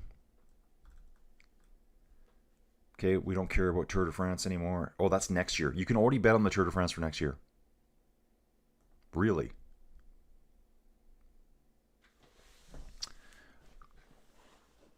Colin saying, I don't think it will affect Zwift much. The pro riders use Zwift to maintain fitness. I mean, it's fun to have pro racing, but I don't think it's Zwift's main focus. Exactly. Dude, I've always said Zwift is community. Guys, when I go on Zwift, I'm like, there's so many people riding around here. They're in every direction, different ways. I also find Zwift 2 doesn't annoy me as much as, say, other cycling platform.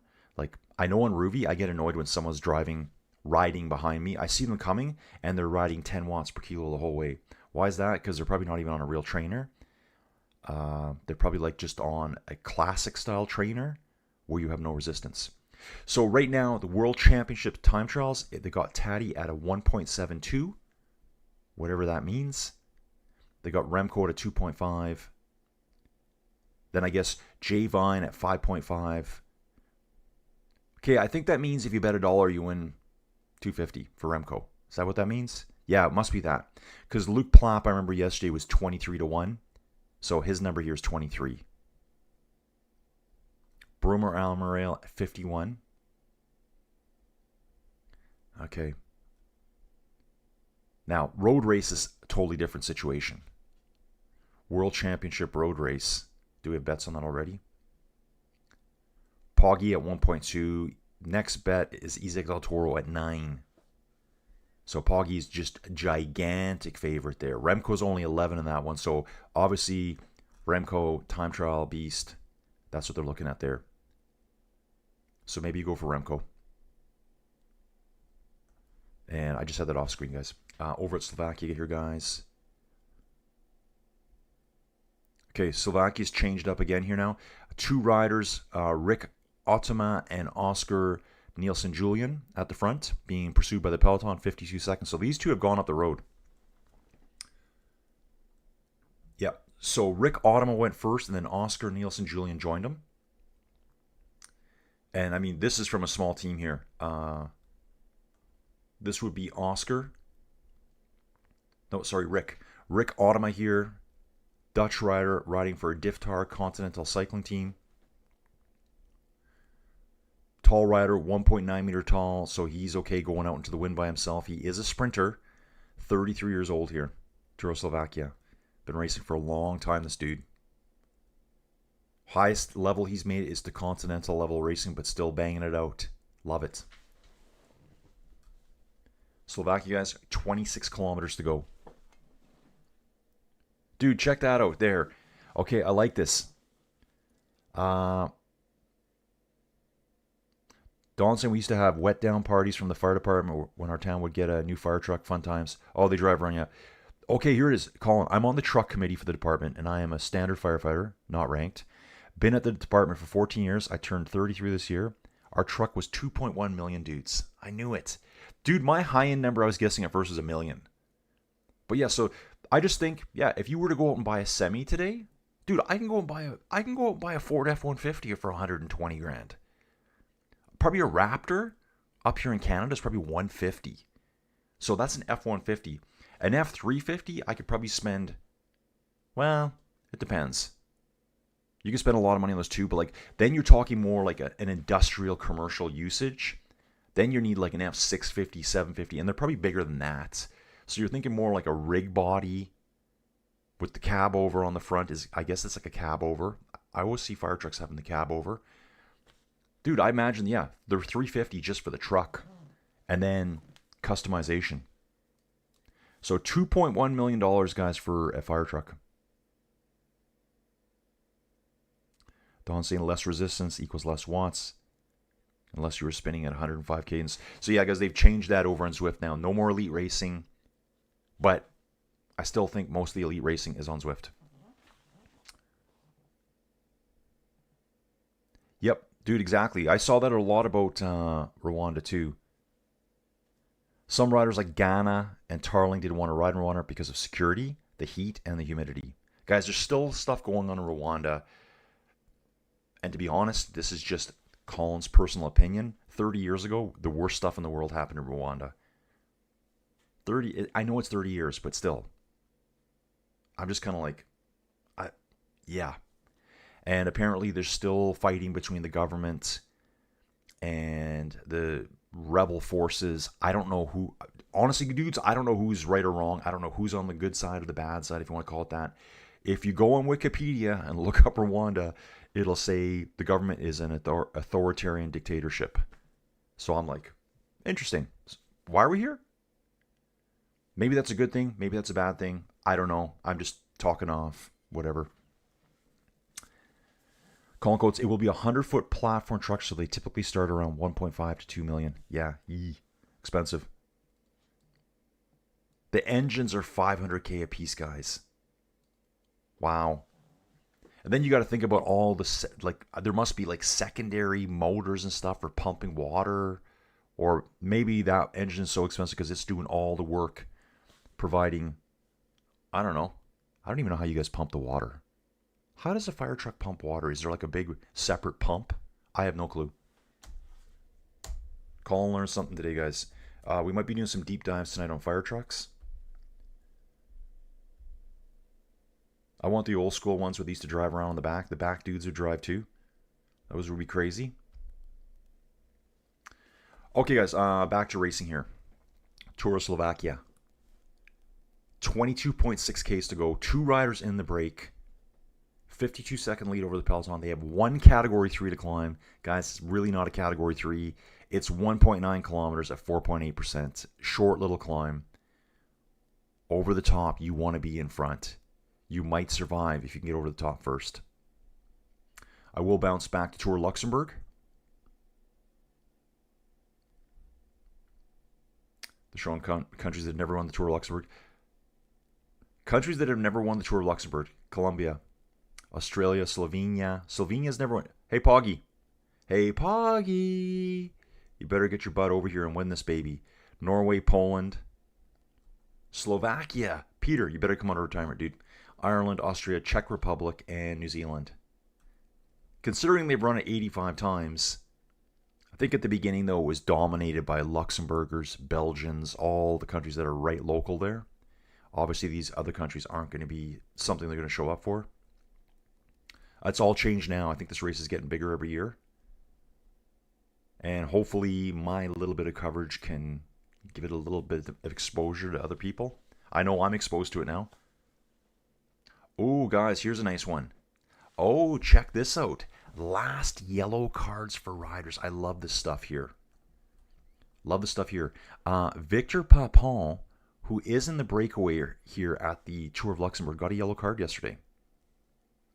So he did get a yellow card, and he finished... Oh, no. It was his teammate that finished high in the sprint. So I thought he would have got something in the sprint. You know, just a slight deviation there. So Victor Papon got a yellow card yesterday. Back at Vuelta a España, stage 19, Jakob Etruba got one. I would have got one for telling off the protesters, is what I would have got one for. Leave me alone. Remember, I said if someone ever took me off my bike, flying ninja kicks. Flying ninja kicks with my shoes. I'm telling you, if someone took me off my bike, anyone, flying ninja kicks. Feet, hard shoes to the face. Cleats in your face if you take me off my bike. Brian Cocard, he got one on stage 8 of La Vuelta as well. Viviani got one on stage 8. I think I remember that stage. Viviani got relegated. The day after, it was that night, he got relegated. Oh, Silky Smolders, one of my favorite riders here. She got a yellow card at the CLA Certizit race, the Classic Lorient Agglomeration. That's a one-day race. Danny Van Poppel, there he is. Mr. Deviation himself, Lidl Deutschland Tour Stage 3. Let's do your Milan Frenton there. Okay, that's him. Any more Danny Van Poppels? Yellow cards. Okay, this is where it keeps track of all the open yellow cards and days the cards expire. So Danny's only on one yellow card right now. Oh, so here it is, guys. This is kind of cool to see this here. Consequences. 2 yellow races during a one-day race. 2 in one day? Okay, that'd be tough to get. Or a stage race. Okay, that is a lot easier to get. You know, 21 days versus a one-day race. Disqualification and a 7-day suspension. 3 cards within 30 days, 14-day suspension. 6 cards within a year, 30 days. I'd say probably increase those a little bit. And it shows you how many cards they have and how many days till their cards expire. So right now, Victor Papon is on 1 card. He got it yesterday. They last 30 days till they expire. He's got 29 days to go on his countdown. Riders with the open yellow cards within the last 52 weeks. Danny Van Poppel. Now, it says days until the first cards expires. He's got 4 yellow cards. They expire after 30 days. I think what this is saying, it's saying his first card expires in 125 days. I think they start building on each other. So you get a 30-day, then it's a 60, a 90, a 120, whatever it may be. I think. Yeah, I'm not really... Oh, no. Silky just got hers, 345 till it expires. Silky Smolders, let's take a look at her. She's a tiny little climber for Liv Alula Jaco. 51 kilogram rider from the Netherlands. Really good climber. Saw her at the Tour de France Femmes avec Zwift. And the Giro Women. I watched that too this year, guys. So that's a little bit with the yellow cards. So they do penalize people. Oh, check this here. Riders that have seen their yellow cards turn suspension. Oscar Riesbeek here. Dutch rider. He got 2 yellow cards at which race? Oh. Vuelta a España. Okay, guys. This is something I didn't know about. Look at this here. So he rode all of Vuelta a España. And then, oh, it's a no result for stage 21. So when did he get Yeah, maybe he just got it on that last stage. You know, I would have punched a spectator too if they got in my face. And they probably gave him a yellow card for that, which now is turned into a red card. So I think he'll be out for, 7 days. He probably gets disqualified maybe from the race altogether, according to those disqualification rules right here. 2 yellow cards during a 1-day or stage race equals disqualification plus 7-day suspension. Happened there. Guys, coming back to the racing. Tour of Slovakia. Just let this all refresh, guys. 17.98 kilometers to go here on the last climb now. 2 riders out front, 52-second gap. The last climb of the day, guys. Max gradients, 4, 5, 6% through there. False flatty start, false flatty over the top. They will be accelerating before they actually hit the peak of the climb, and they're gone. I'm going to turn this up, guys. Eyes are suffering today.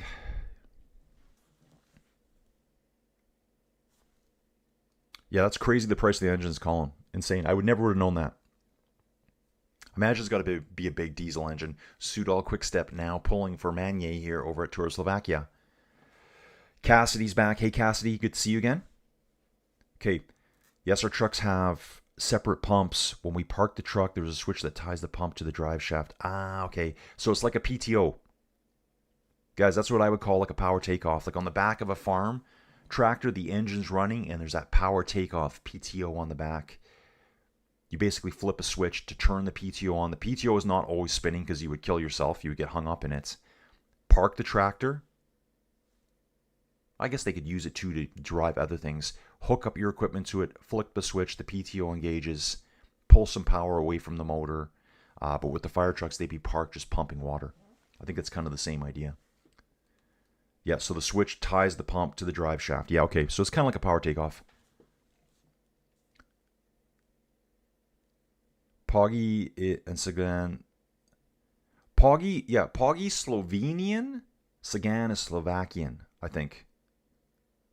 Yeah, no, yeah, Sagan is Slovakian. Poggy is Slovenian. Am I right about that, guys? Yeah, Poggy Slovenian. Yeah, Poggy is already in Rwanda. Yeah, I saw pictures. He's already in Rwanda, guys. I thought about it too. He's there for day 1 and for the last day, day 8 technically. Does he go home in between? Or does he just stay there and suntan? Like, what does he do?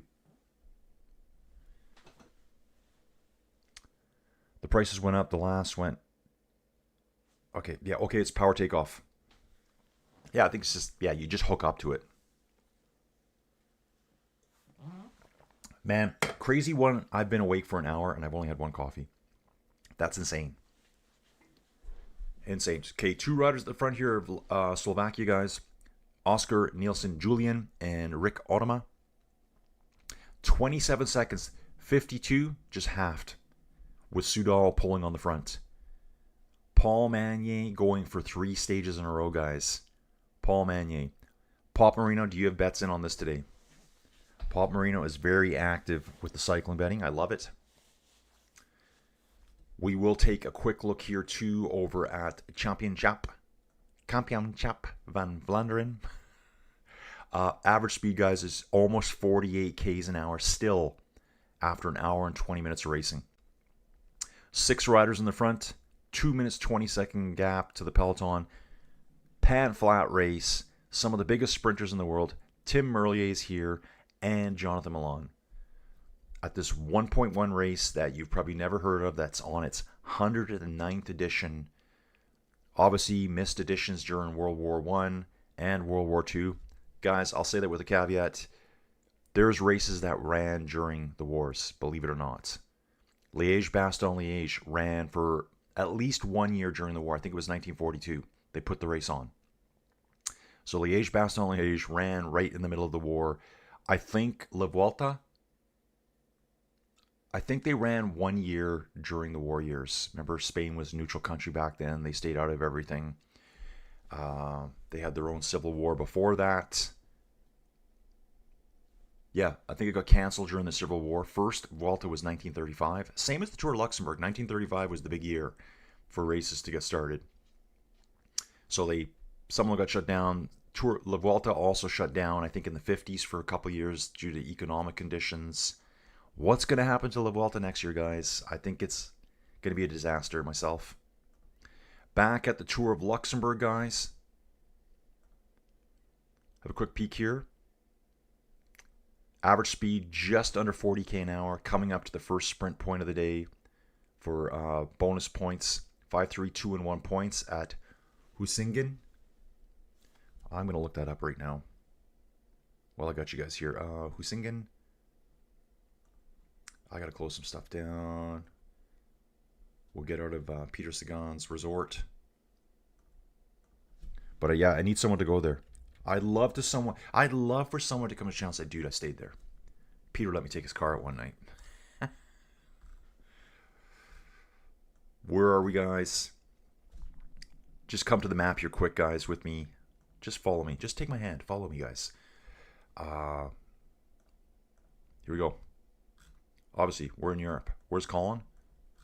This Colin? This Colin's over here. Zoom all over the world. My favorite sport is raced over here. Luxembourg, smack dab here. Belgium, France, Germany. We're now coming up on Husingen. This is where we're going through here, guys. Sprint point is in this town. Looks quite industrial on the south end of the town. Just trying to point out some of the highlights here. You can go camping here. Oh, camping des Ardennes. Ah, the Ardennes Forest. That's where we're at. Yeah, this is all the Ardennes here, I believe. Sorry, guys, looking sideways here. Very, very hilly here. Super hilly here. You could probably become a pretty decent cyclist living in this part of the world. Bounce back here now. So that's where we're at right now, guys. In Luxembourg, going towards Husingen.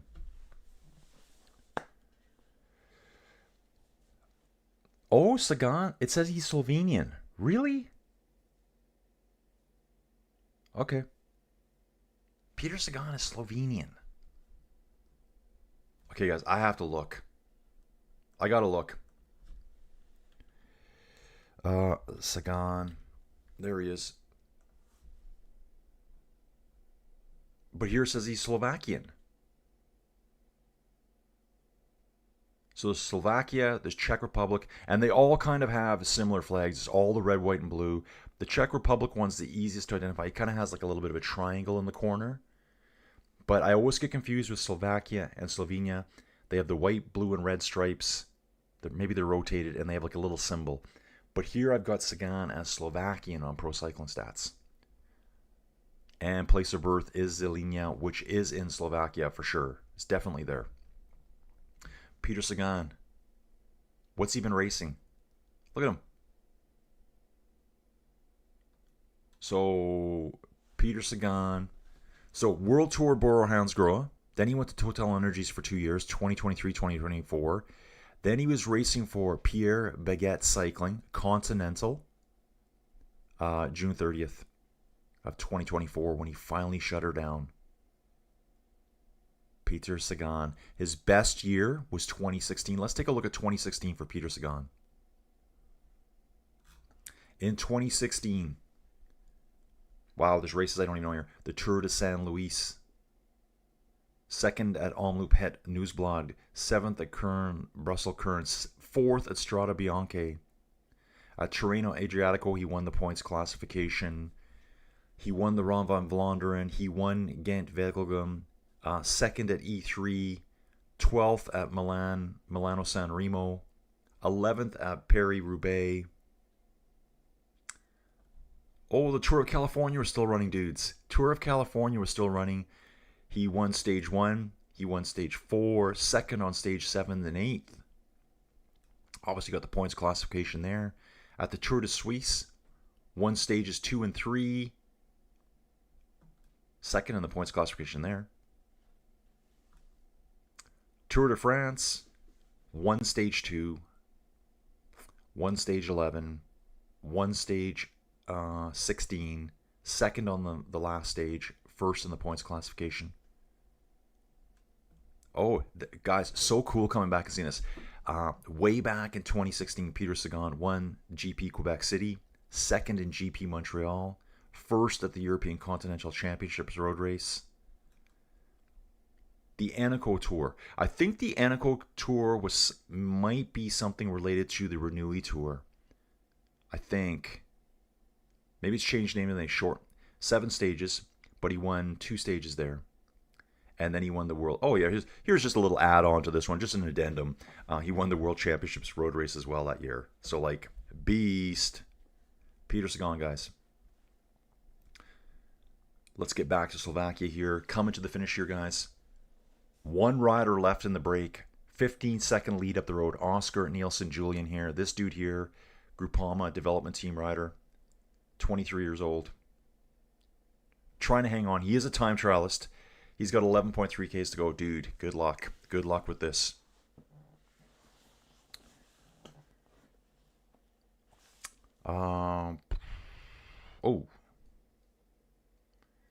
Cassie, Niels Pollitt fan here. Love seeing the big guy throw down. Yeah, I love seeing his teeth. He rocks the teeth out front, Niels Pollitt.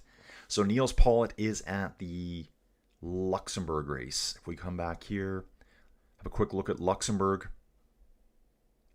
78 kilometers done. Through the sprint point. We don't have any notification yet who got through first. Just looking at it now. And there is a gap, that 5-minute gap.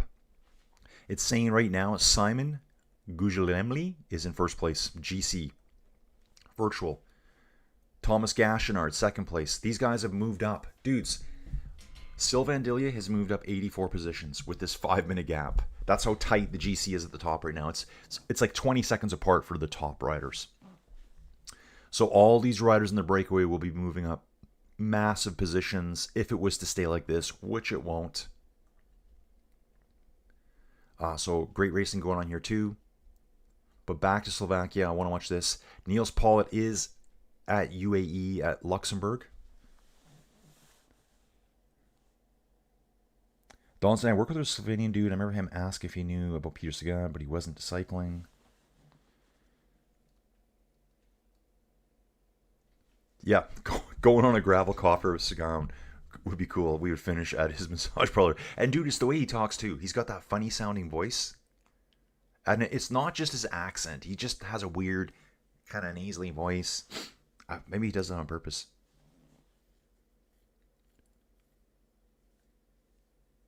All the riders, yeah, okay, that's right, Papa. All the riders 11 and 21 stages got DNF results. That's right.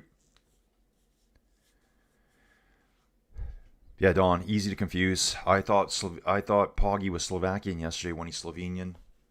There's so many countries that are like, I mean, yeah, hard to keep track of them all. Popper saying no odds on Bet365 for the Kampioenschap van Vlaanderen race, but would have gone with Koi.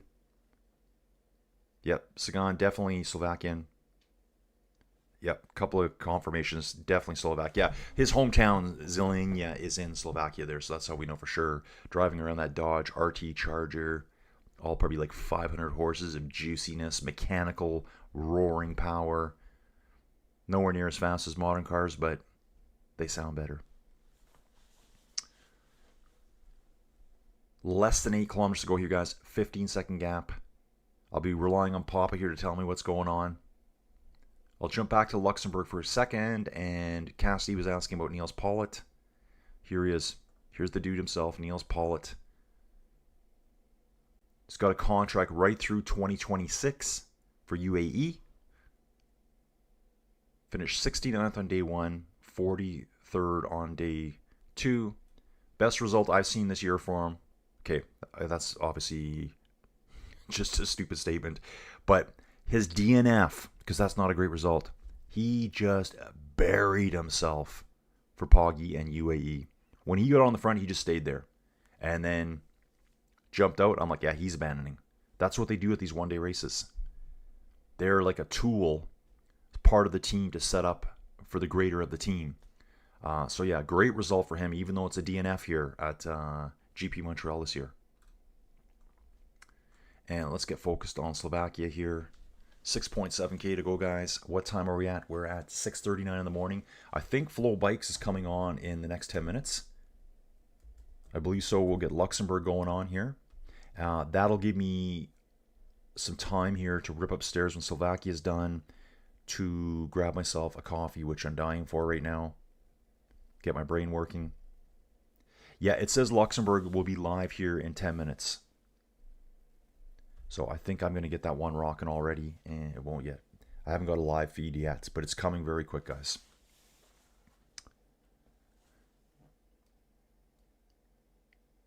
I think Sagan has a higher voice than he appears, like the Saskatchewan Atui. I know who you're talking about, dude, in the grown-ups too. Saskatchewan Toini or whatever. Miliquados Vicoan Jr. asking how to watch live. Dude, can't watch live here. You need a subscription for it. But thanks for being here, dude. So basically, some people are watching live, I believe, over on Eurosport. So you can watch Slovakia over on Eurosport. Luxembourg, I will be watching here in the next few minutes on Flow Bikes. I think other places have it too. Probably Peacock in the States. Probably Eurosports in Europe. There's no coverage until the final 2 hours every day at Luxembourg. So Luxembourg right now is currently at 2 hours. So yeah, they said the first 2 hours won't be shown, then they start showing it. So got a lot of good racing. Dude, the Luxembourg race is going to be crazy on these 3 climbs coming up. Slovakia, we're going to have a nice quick sprint finish here. So I'm going to stick with Slovakia till the end. We got 5.43 kilometers to go. I'm going to fly upstairs, grab myself a coffee, and then we'll get ready for Luxembourg. So it's rocking, guys. 5 seconds back, guys. Ooh, the Polish team is coming to the front. This team here, Serce Polski. I'm just going to abbreviate their name. 3 to the front with 3 riders here at Slovakia. Profile of the last 5 kilometers, guys. It's downhill. We're going to drop down suddenly at kilometer 3.3. Get some acceleration, and then it's going to be just a massive assault to the finish here. Sprint trains will be leading their riders, keeping everyone safe. So we got 3 races going on. We got Slovakia stage race. We've got Luxembourg stage race. When we also have the Kampioenschap van Vlaanderen one-day race with some of the biggest beasts on the planet. The big meetup there will be Jonathan Milan and Tim Merlier over at the one-day race. Yeah, definitely going to be a bunch sprint in Slovakia. Everyone's back together here. I think they've still got this Oscar and Nielsen Julian out front. I don't know if he is, though. Waiting on stats here. 5K to the finish, guys. Actually, it's 4.5 now. And I just keep still checking Flow Bikes over here. It says resumes today at 6:50 a.m. I'm at 6:42, guys. So this race finishes. Cheer on the winners. I run upstairs, get a coffee, and settle in for Tour of Luxembourg. Tour of Luxembourg. Yeah, we're not at stage 2 yet. We're not at phase 2 of the race yet.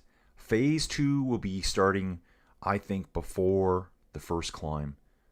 And that peloton is going to be whittled down on every time we go over the Monte de Nikolausberg.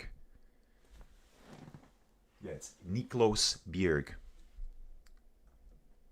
So we're going to see less and less riders every time. Team Visma Lisa Bike pulling here. Over at Slovakia. Utebrooks.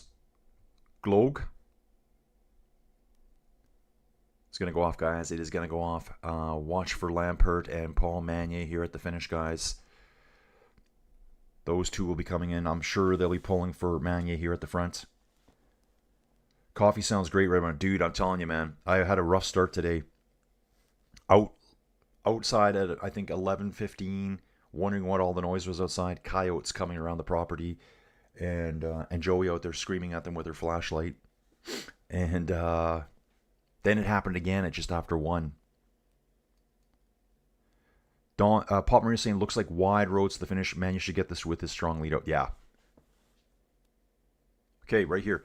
Paul Magnier, Soudal Quickstep, has won 25% of the races that ended in a bunch sprint. So that's probably the races that he's gone into, obviously. If it's a bunch sprint, he wins 1/4 of the time. They're showing the head-to-head between Paul Magnier and Lucas Kubis. Paul Magnier has Lucas's number right now, this year anyways. Those two riders have finished second and first in both the last two stages. Will that happen again? Will Lucas get redemption? I'd love to see Lucas win. Lucas is a Slovakian dude as well. This is his home race. He is, I think, the Slovakian champion. I think he's Slovakian champion last year or this year. Lucas Kubis, Slovakian, 25 years old. Yep, 2 times national championships in Slovakia. Men's Elite Road Race 2025 and 2024. National champion in the time trial in 2024. Races I'm not that... Fourth in the GC at Tour of Denmark. We did that race, guys. We covered that race here. Some of the other races I don't know as well right now. This guy's waiting for kind of his first big breakthrough win, I think.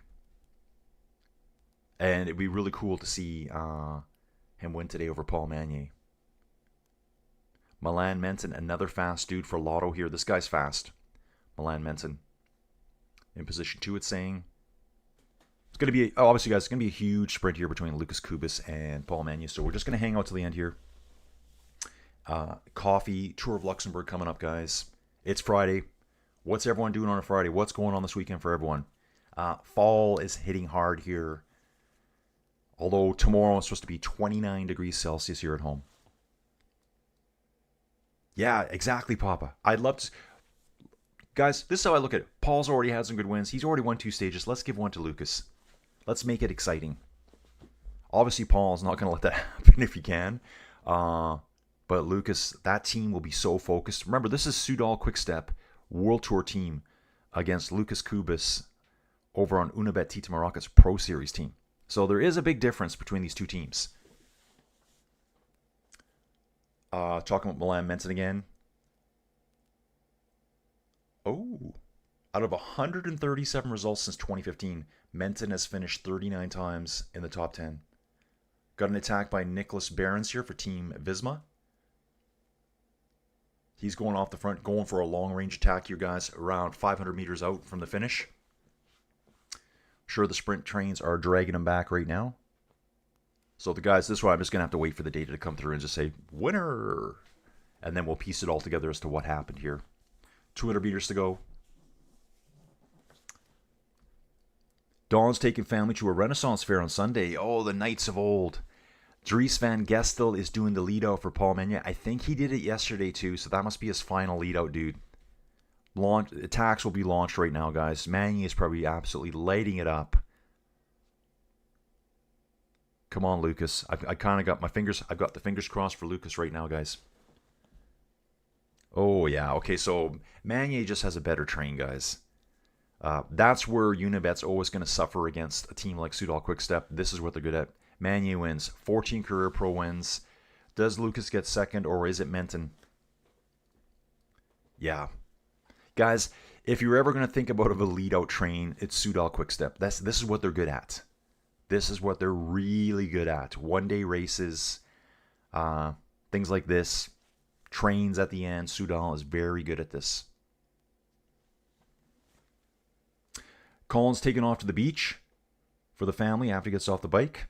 Nice one, dude. We're doing nothing here. I don't know what me and Joey Jojo... Well, World Championships is coming up, guys. That really impedes anything we do. It's like, okay, well, I got to get up at 1 o'clock in the morning.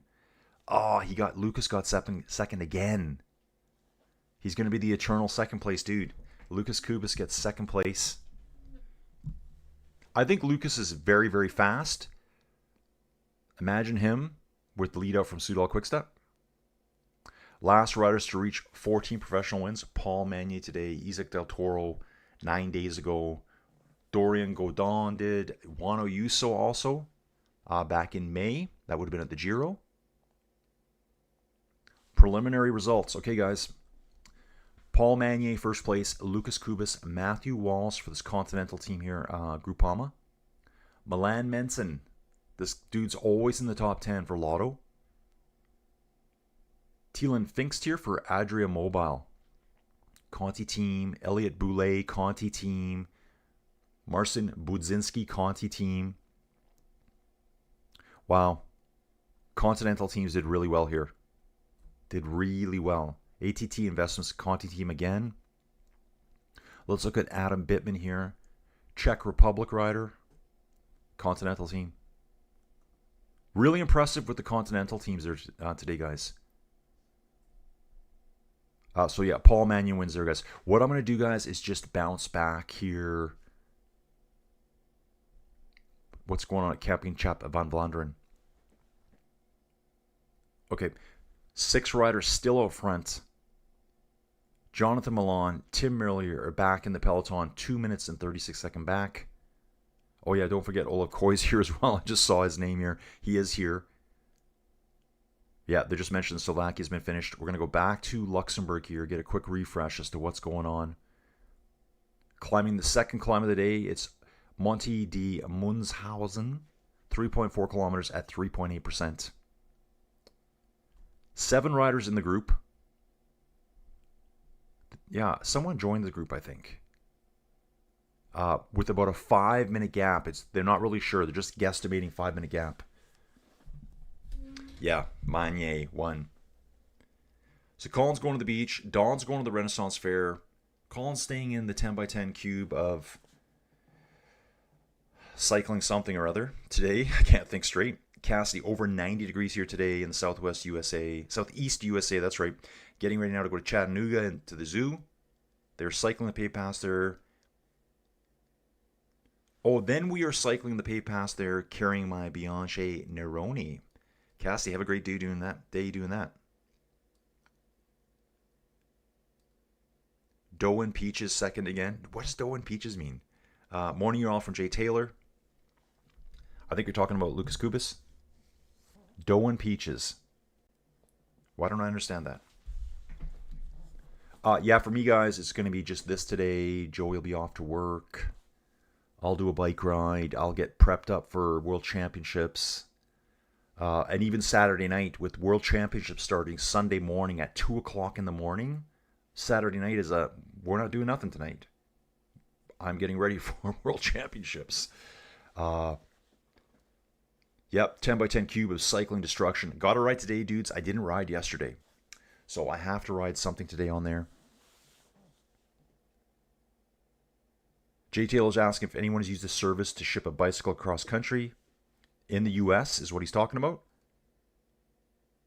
How do folks send their bikes to a race somewhere? Surely you're not driving everywhere. Yeah, dude, they have shipping boxes for them. Coming around for 709, definitely. That's what I'm doing right now, guys.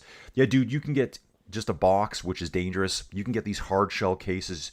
You kind of twist your handlebars, take off the pedals, take off the wheels, and pack them all in, and your bike's safe. Guys, I'm going to grab a coffee. We still have 82 kilometers to go at the Tour of Luxembourg. And we'll also follow the Kampioenschap van Vlaanderen. We're in it, guys. We're in it to win it. Let's go. Be right back.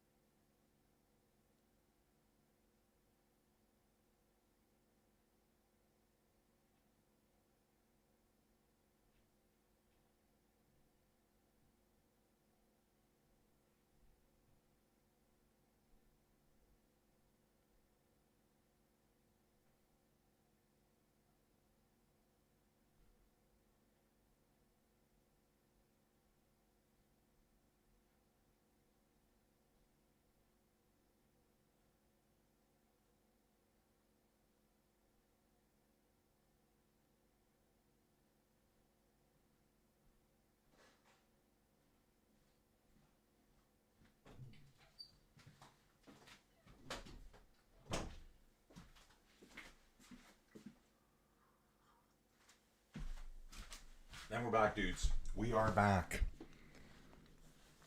I tried to get some fuel into the system, guys. Authentic and natural Colin. Hot dog bun. I did have hot dogs as part of my supper yesterday. Once in a while, I just fancy a hot dog. On the plus side, this is a nice brioche bun, so it's not that bad. I need something in my stomach right now. Oh, okay, Jay's not raising. Hardshell Case Airline, what service does this in the US? Oh, a lot of bike shops can help you ship it. Yep. Colin saying you can buy a hardshell case online, then use that hardshell to take it on the plane. Yeah, dude, you're just going to be taking it as an extra piece of luggage, like oversized. I see it all the time. There's also the option of renting bikes. No, it's not your bike, but you want it to hassle. Dude, that's my thing always.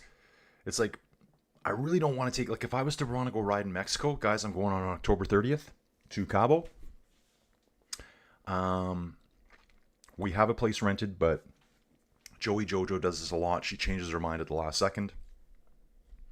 Through the sprint point, guys, Joshua Gudnitz here, Adney Holter, Sylvain Dillier, Thomas Grashenard got all the sprint points. That was the KOM sprint points over the top of Monty du Munshausen. Oh, really? They call them glizzies? Why are they called glizzies? What? I need the reference to what's a glizzy. Yeah, this started in Denver. Joey Jodo decided that after the Denver concert, the first night, she was like, I want a hot dog so bad. Like in a 7-Eleven hot dog, you know, it's like this withered up, dried up hot dog just turning on that thing. And she was completely out of her mind at the 7-Eleven. Dudes were laughing. There was one dude standing there, I remember he was trying not to smile. I said, she's a total gong show. And he just burst out laughing. And then was telling his girlfriend or wife about it in the car. That she was just all spaced out, guys, if you know what my drift is there. And since then, it's like, I don't know, once every couple, let's get some hot dogs in the air fryer. No boiling. Remember the old days when your mom used to boil the hot dogs? The hot dog water? No thanks. No thanks. Glizzies. Okay, it's called glizzies. I gotta be cool. Don's saying he thinks a glizzy is a private jet. Okay. Something else I wanted to look up here too, guys. I was thinking about this yesterday, and I do have to get on top of this. Burrow. I could be wrong. Fossil. Okay. Let's try this out. It is there. Cool. Wow. This is pretty neat.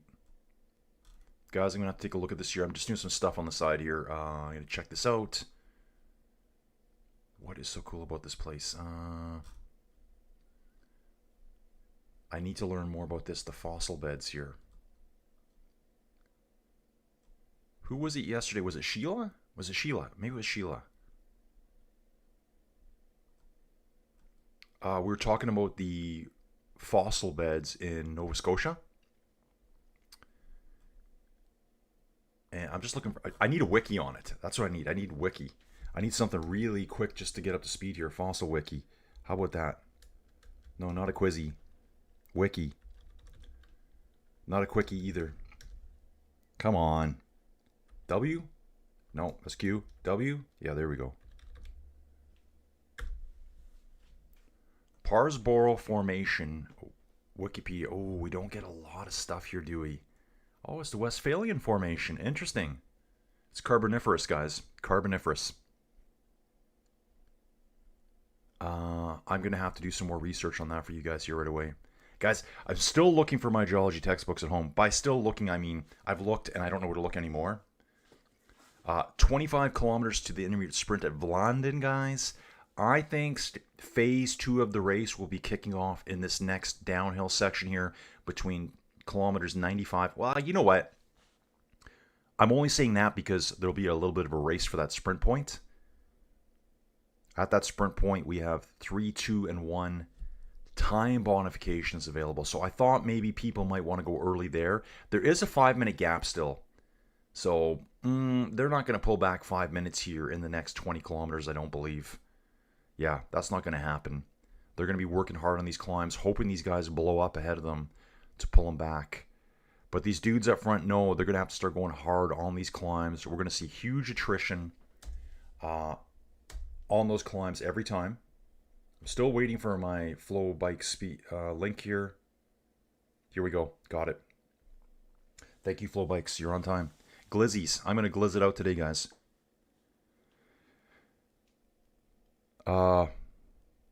Yeah, Jay, I'm not racing. I'm moving cross country. Don't really want to put a bike on a vehicle. Yeah, dude, Jay, I would just go buy... Depends what the bike is. A lot of people do ship their bike in just big bike boxes. You could do that. I guess for $200, you could get yourself a hard shell case, roughly. I don't know. Maybe you can find a used one. And you could ship it by air that way. That's probably what I would do. Myself, I wouldn't put my bike in a box. I wouldn't. Hard shell case, yes. And there's like, you know, I see triathletes and stuff traveling with their bikes all over the world, hard shell cases. Again, I'm doing the Flow Sports funky. It wants to show me something and then it doesn't. There we go. Right there. Got it. Please click on that link. Let's go to Tour of Luxembourg here. Should be live right away, I think. It's been going for 2 hours. It is 7:03 in the morning right now here in glorious Alberta, Canada. Guys, I went outside just before to check on the dog. You know, little Zigster, Ziggy Man. He's kind of a lone wolf. He's either all over you or he's completely alone. Okay, the race is on. I am getting a feed now showing the start. Yeah, all I can say about Luxembourg is, yeah, it's just, doesn't matter which direction you go, you're going up or down. There's Munshausen. We've already been through Munshausen now. Where is the Niklasberg? There it is, right there. We go through Vianden. Okay, Vianden is the start of the sprint town. That's where we go through that 3 times. Vianden is essentially our finish town today. Oh, Vianden. It looks like it's called here. Vianden or Vlaanden? I may have to look that up. I'm going to look that up on the side here, guys, as we... Yeah, that climb, the Niklasberg, looks like an absolute wall here on Flow Sports. Again, the leader, Groupama FDJ rider, Romain Gregoire, walking around with the Lidl Trek alternate jersey on right now. It's the same colors as Lidl Trek. It has Lidl on the armbands. Obviously, they sponsor the race. Ben Healy showing up. This could be something for him today, for Ben Healy. Ben Healy could be doing something here today, guys. Parsborough formation. Okay, so I won't need to look at that. But I need more details. Oh.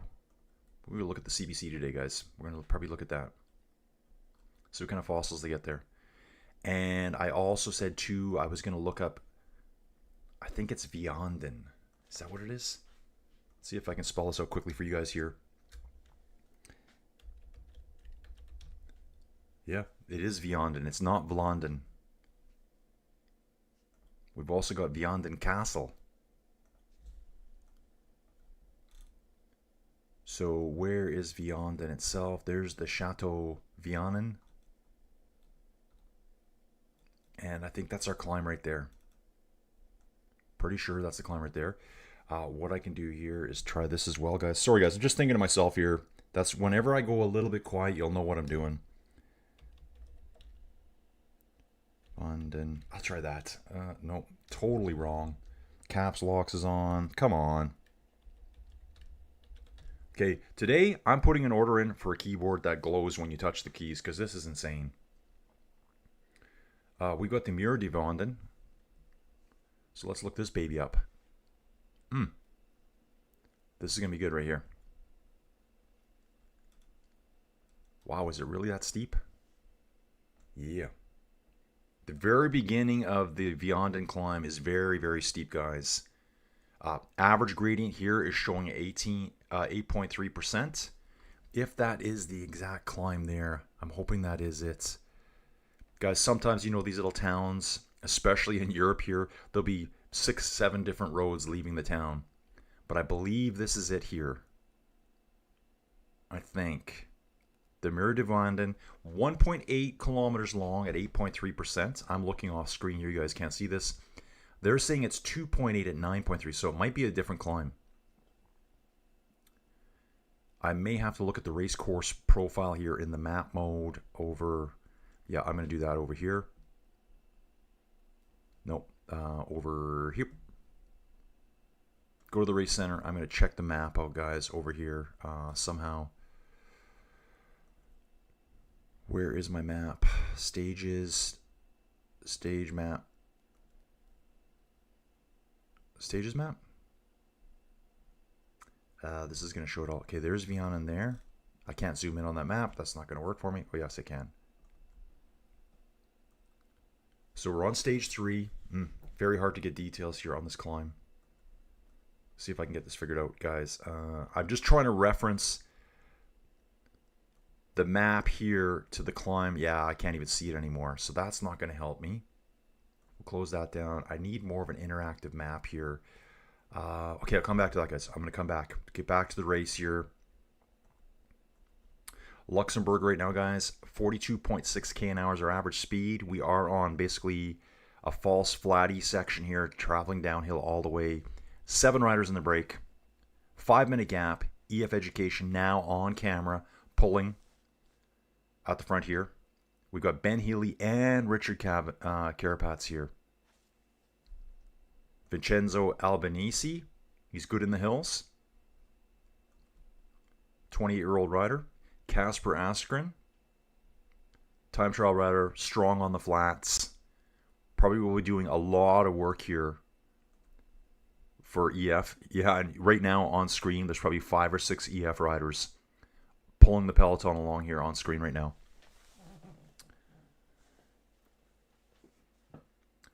Jay's going to try a local shop. The first one knew nothing. Second one knew nothing. Besides, he didn't sell me the bike. Yeah. Dude, I would just go get a case. I mean, and dude, it's not that hard to, like, your pedals come off easy. Your wheels come off easy. And basically, you just got to do the little Allen key on your handlebars. Turn them sideways. Because the case is only going to be about that thick. Your handlebars are going to be like that. So, you just got to turn them and get them in there. I've never done it myself, but it looks really easy. Don says he has a soft case for his bike if I'm traveling by bus or car. I had a hard case too, but never used it for air travel. My competitive window closed early. Dude, right here, Dead Popper. Dude, who's Dead Popper? Dude, how are you lurking here, dude? Dude, if you're in the chat and you don't say much, or you just say, you're probably your first day here, dude. Welcome aboard, bro. I've got an expensive bike. I'm never putting my bike in a box. Dude, me too. I am never putting my bike in a box. I see guys with expensive bikes. They go in boxes. Dude, we know what it's like when we travel with our luggage. They're just throwing them around. You put like a 15-pound bike in there. Even fully loaded with all your stuff, it's probably a 30-pound box. They're just whipping it through the air. No concerns as to your stuff. Dead Popper here saying it's really easy, 30 minutes of max work. So Dead Popper, just let Jay know here if you can. Basically, take your pedals off, pop your wheels off, undo the handlebar a little bit, turn the bar sideways. That's about all you need to do, right? I think that's about it. Maybe you might have to adjust your seat. I'm thinking you might have to adjust your seat too. Guys, I'm on the coffee hard now. And Colin's leftover hot dog bun from yesterday. Living large over here, guys. Living like the elite lifestyle, plus executive lifestyle here in the 10x10 cube of cycling domination. It essentially is a 10x10 cube I'm in, guys. The high roof, not 10 feet though. So I kind of make that part up. But yeah, 10x10 by 9, 8.5. High basement roof. So yeah, Dead Popper, where are you from, dude? Let us know about your bikes. What kind of riding do you do? Dude, we all want to know. Looking forward to talking to more cycling talk here. Dudes, I was working on you or something here. Yeah, I was trying to find a map. Guys, okay, I'll do this right now. I'm going to come into Climb Finder here. Guys, just bear with me as I'm not really sure if this is the climb itself. But you can see here, here's Vianden. This one here is called the Mertert Vianden. It's not the right length though. 1.8. Now, if it would have said the climb itself is 2.8 kilometers, I know it's only a kilometer, but that's too much of a difference for me. If it would have said 2.7 and the climb's 2.8, 2.6, or it's 3.1, I would have been, okay, got it. It is a category 3 here. I think the climb's here. I think it might be this one over here. I think we loop around and go past this. Probably looks like a dam here or something. Yeah, there's a bridge here. They do call it a basin. Basins. That generally I find means a dam. I think it's this climb here. Oh yeah, I don't have my premium account. Yeah. Sorry, dudes. It might be this climb here. No. See, this is a longer section too. This one's saying it's 7.3 kilometers. I think we come through town and we climb up here and maybe it extends a little bit. Again, guys, I'm going to try to work on the side here to get this figured out for you. If you wonder what I'm looking at, this is Climb Finder. I think this one has the best maps, the most details. When I zoom in, and guys, I'm not even on a premium account here. It's showing the location of all the houses, all the structures. I've got the contours on. Guys, I love contour maps. This harkens back to the days of being a geologist. Doing this all by hand. Later in, well, actually just a few years into my career, like software came out, you would adjust these by hand too. You could, on the computer, you would move the lines as you thought. Guys, sometimes you're going to move the lines to make your play work. You got to make up a story to your bosses, right? Like, why do we want to drill this column? Why do you want us to spend $2 million to drill this well? All these climbs are here tough, guys. Right down on these river valleys here. Okay, dudes, what I'm going to do too is, if I come back to Google Maps here now, here's that dam area. I think it's a dam. Basins, yeah, right up here. Air photos are different quality here, so not really sure what's going on. I think we're coming up something like that there. Hopefully we see the chateau. Yeah, I am showing you this guy's stuff, aren't I? Okay, good, I am showing you this, guys. I didn't have my screen open there, sorry. Sidetracked. So we're going to come through the town, through Vianden, and that's where the sprint point is. We're currently 7-8 kilometers from the sprint point, I believe. I'll come back here to the Google Maps. So I think we come down the main road, this number 10 highway, through Vianden, crank a turn, and come up one of these hills here somewhere. Think this guy here. This looks like the high point up here. Go past the water, do a loop out into the country, and we loop around 3 times. Wow. Guys, take a look at this place. Here is Vianden Castle. Photo by Nicholas Van Buren here, April 2022. This circa 2022 year, guys. Man, you Europeans got it made. Check this out. Okay, that's a real cruddy picture. Love it. How old is this castle? Wow, super funky. Looks like it's almost like a museum style castle, the way you got set up here. And this is an actual real creepy lady standing in the corner. I think that's like a doll with the skinny wooden table here. Wow, what a cool place to live. Oh, they got the cellars down below. This is where the bad stuff. Actually, this looks like it's a bit of a church down below in the cellars. So cool. Dudes, how awesome is this? I want to go here. Sign me up. Luxembourg. Bring me across, bros. Bring me across. I've talked about Luxembourg here for at least 10 hours in the last 2 days. I'm discount, cheap, budget travel trip advisors. Okay, let's go, guys. Oh, take disc brake off the wheel for safety so it doesn't bend. Yeah, dude, that's one thing you got to think about. Oh, dude, competitive cyclist, since you asked. Dude, yeah, dude, tell us more. Colin's off the bike, so Colin, I think, has done his Zwift ride inside. Now he's out to the weekend. He's off to the beaches somewhere this weekend, wherever you are, Colin. I think Colin's over a couple hours east of me, time zones east of me. Dead Popper, let us know what you're riding. We are interested, dude. I'm totally interested in what you're doing, man. I don't know you, but I'm interested in what people are out there riding. So yeah, guys, the race is going to start heating up soon. Take a look at this, guys. With EF pulling on the front for Carapaz, Ben Healy, that's who they're going for today. They're not, I don't think they're that concerned about their sprinter. I don't think their sprinter's going to get over these climbs by the third time around in the front group. They've already taken out 2 minutes from the group up front. It was over 5 minutes before, down to 3 minutes and 15 seconds right now. Gadoosh. It's on, guys. It's on. Hell yeah. Let's go. Oh, yeah. I love this climb here, guys. And they do this 3 times. Okay, they're saying Vianden here. It's got a little thing on the detail profile here. At the start of the climb, we see this 3 times. Actually, we see it 4 times. We hit this little paved cobbled area 4 times. It's at the very end of the race too. They've given it a 600-meter distance, so I think we're going to have some type of pave, cobbles, paving stones, whatever you want to call them, for 600 meters. They're saying they are on the local circuit now. Group 1 is.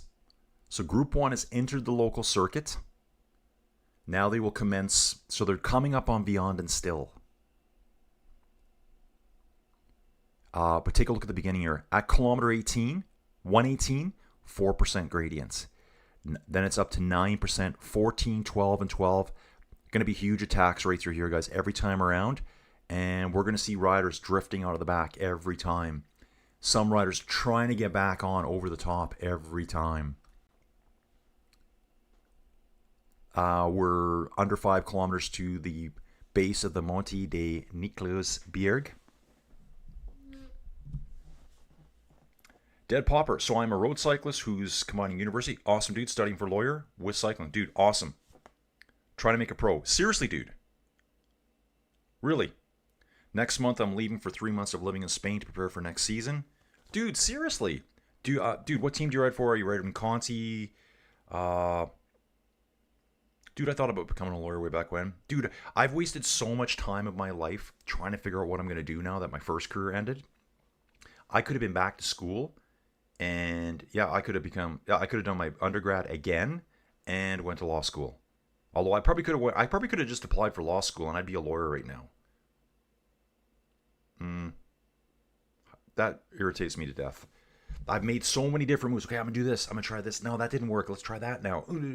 Everything fails. Fail, fail, fail, fail, fail, fail, fail. The only thing that has a little glimmer of hope is my little cycling YouTube channel. Dude, the only big U.S. continental team I know a few, I guess. I know CCB through Lucian. CCB, I think, CCB is the oldest professional, I guess, elite team in the U.S. I think they've been around over 50 years now, since the mid-70s. I think they just had their 50th. Originally started in the UK. CCB has a really good women's team right now. The men's team is getting rebuilt. It's under 23 development team. And the biggest team I know would be, like, say, Project Echelon. I did race commentary for the Echelon Racing League. So, obviously, guys, Project Echelon, they're not outside racing all winter long. Maybe some are doing cyclocross somewhere. And a lot of these dudes will jump inside and race in the Echelon Racing League. So some of the dudes that raced in Europe this year for Project Echelon, they were at the Tour of Portugal and a bunch of other races. They were riding inside in the Echelon Racing League series last year, and I did commentary on them. So I kind of know of their names. They don't know me. I guess a few do. So Dead Popper's leaving for 3 months of living in Spain to prepare for next season. Awesome, dude. Yeah. Start those winter months. Dude, how do you do your school from there? Is it all online? Must be. Must be doing school online somewhere in the States, I would imagine.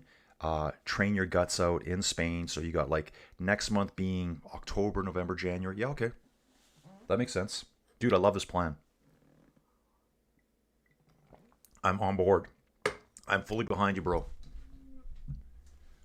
Take those opportunities when you can, guys, because later on you're going to be going, what do I do now? You could be like Colin. Oh, I think we're seeing the castle. I think we're seeing Chateau Vianden now. Up high on the hill here. 7 riders still up front. That must be it. It's just, yeah, it's very prominent there, guys. Are we that close to it? I guess we could be. If we work our way around, away from it for a little bit and come back up beside it. I'm going to let you guys know what I see on screen here. Time bonifications coming up here, guys, in under 600 meters on screen here. Again, no points here. Time, 3, 2, and 1 seconds for the first 3 riders. Peloton is not messing around now, guys. In my last little bit of a ramble here, went from 3 minutes 15 down to 2:20. Okay, dude, dead popper. I've only been cycling for 2 years, currently riding for a national team, but we do a lot of races between pros, so I don't mind. Hopefully I can progress enough this winter so I can step up to Conti level. Dude, get it, bro. Get it. Dude, I love it. Dude, if you want, just message me later if you want, or if you don't want to share here. Dude, what's your name? Dude, I follow all sorts of people on here, like all over the world. It really helps my channel out. It's like, yeah, I know some of these people. In fact, I think it's, dudes, why don't we do this quickly here? I'm going to bounce here quickly. I'm going to pull up the World Championship race coming up. So, next race is, oh, it's right here. I didn't need to go here.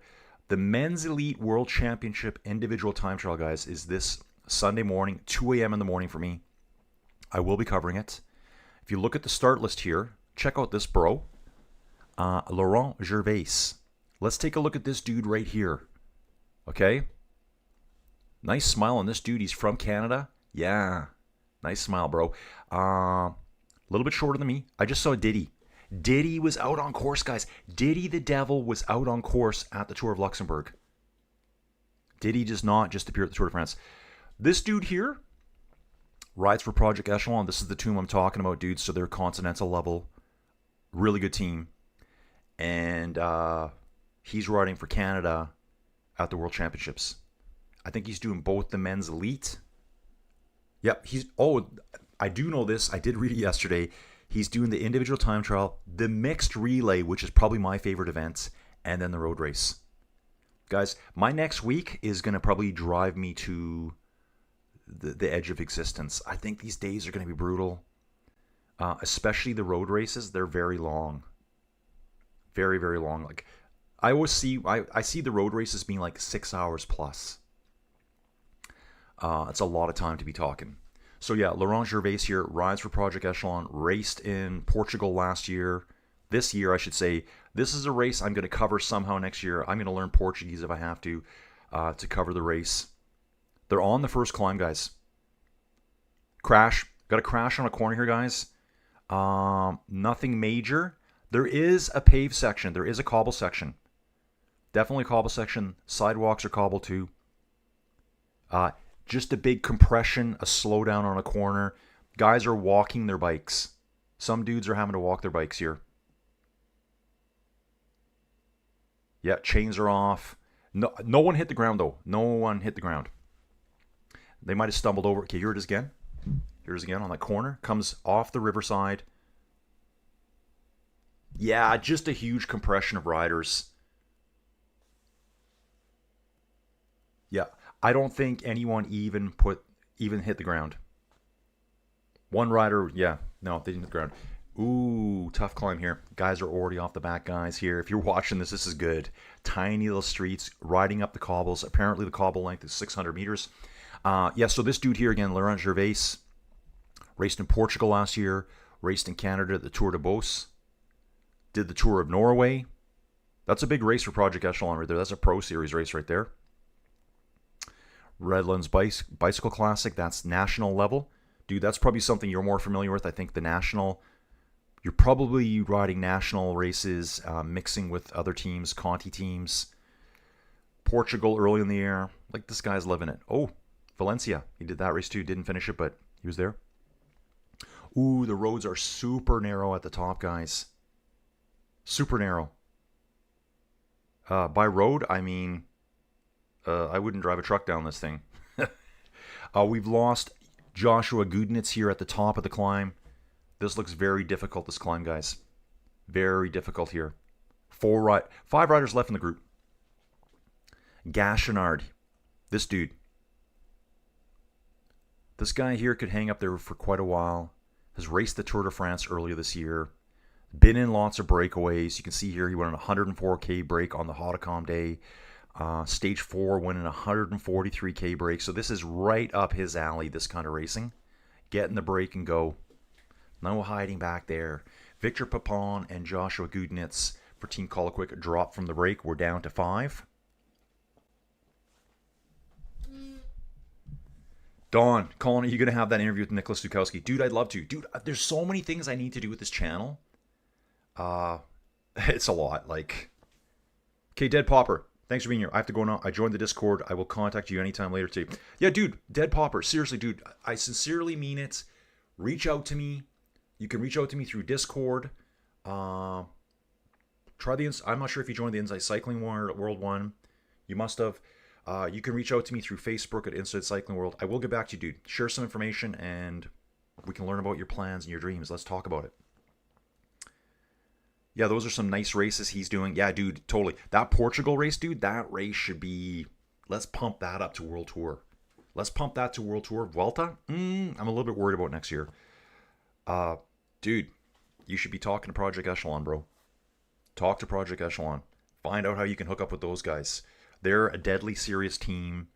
I know the DS, Eric Hill. I think he's the director of the team too. They have a great charity that they run as well for disabled veterans. I'm doing, well, I guess I just announced it. I'm doing race commentary for them this year, inside racing. So that'll be for everyone that races inside. The occasional up-and-coming pro shows up at those races. So yeah, Dead Popper. Nice to meet you, bro. See you around. Okay, guys, back to the race here. Milmorang has dropped from the peloton.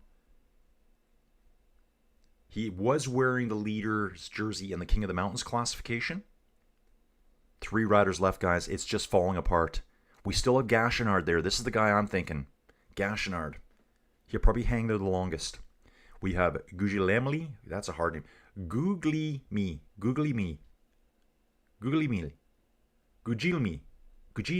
That's Guglielmi. On Adne Holter for Uno X.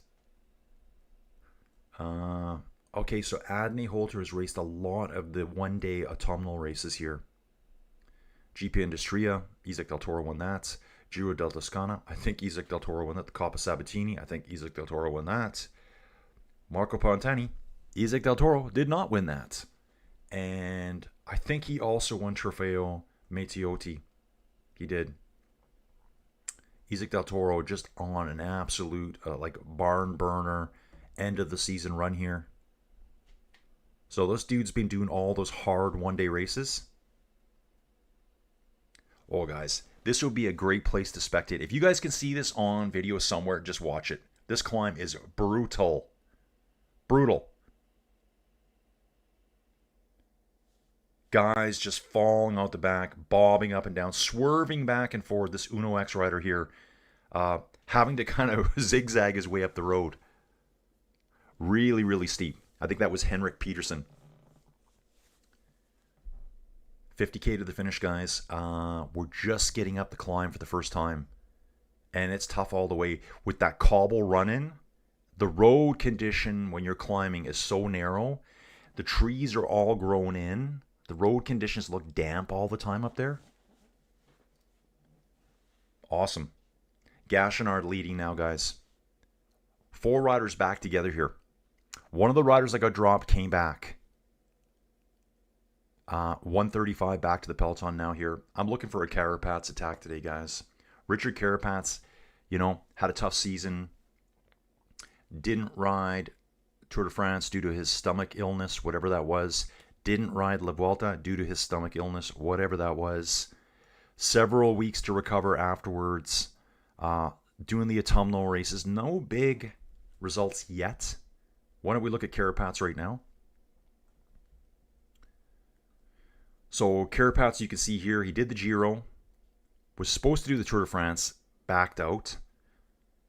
Thought he'd be better. Signed up for La Vuelta. Backed out. So basically, his last racing days was, looks like June 1st at the Giro. That was stage 21. Took August, September, Yeah, took all of July and August off. So 2 months off the bike, racing. Came back to GP Industria, 43rd place. 9th at Toscana. 7th at Coppa Sabatini.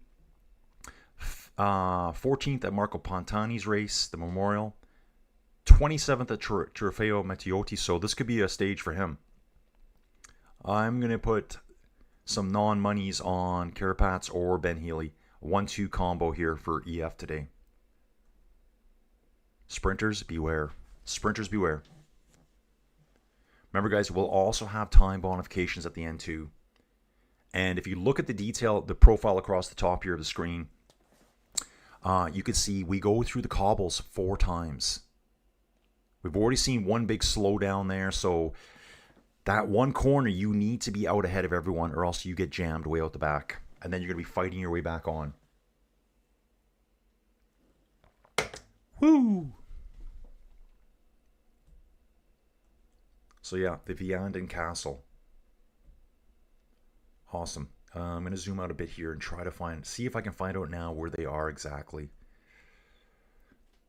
Do they go up past this dam? If the race center actually worked today, I'm going to try again. Okay, the race center is working now. It doesn't give you a map, it just gives you a side profile. They're just over the top now of the classified part. Head of the race, 4 riders.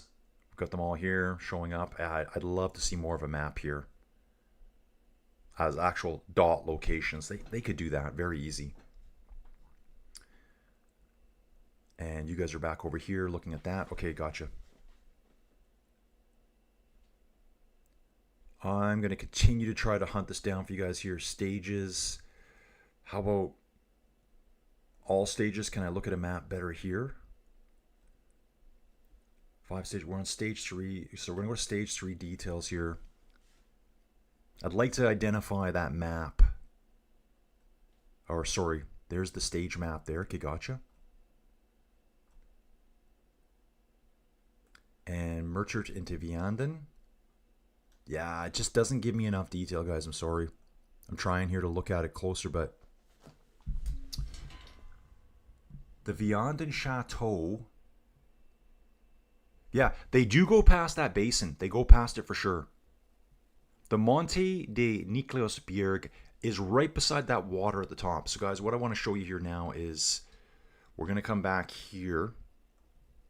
And I'm digging in deep here now for you guys, trying to give you some more race details. So this is the stage here.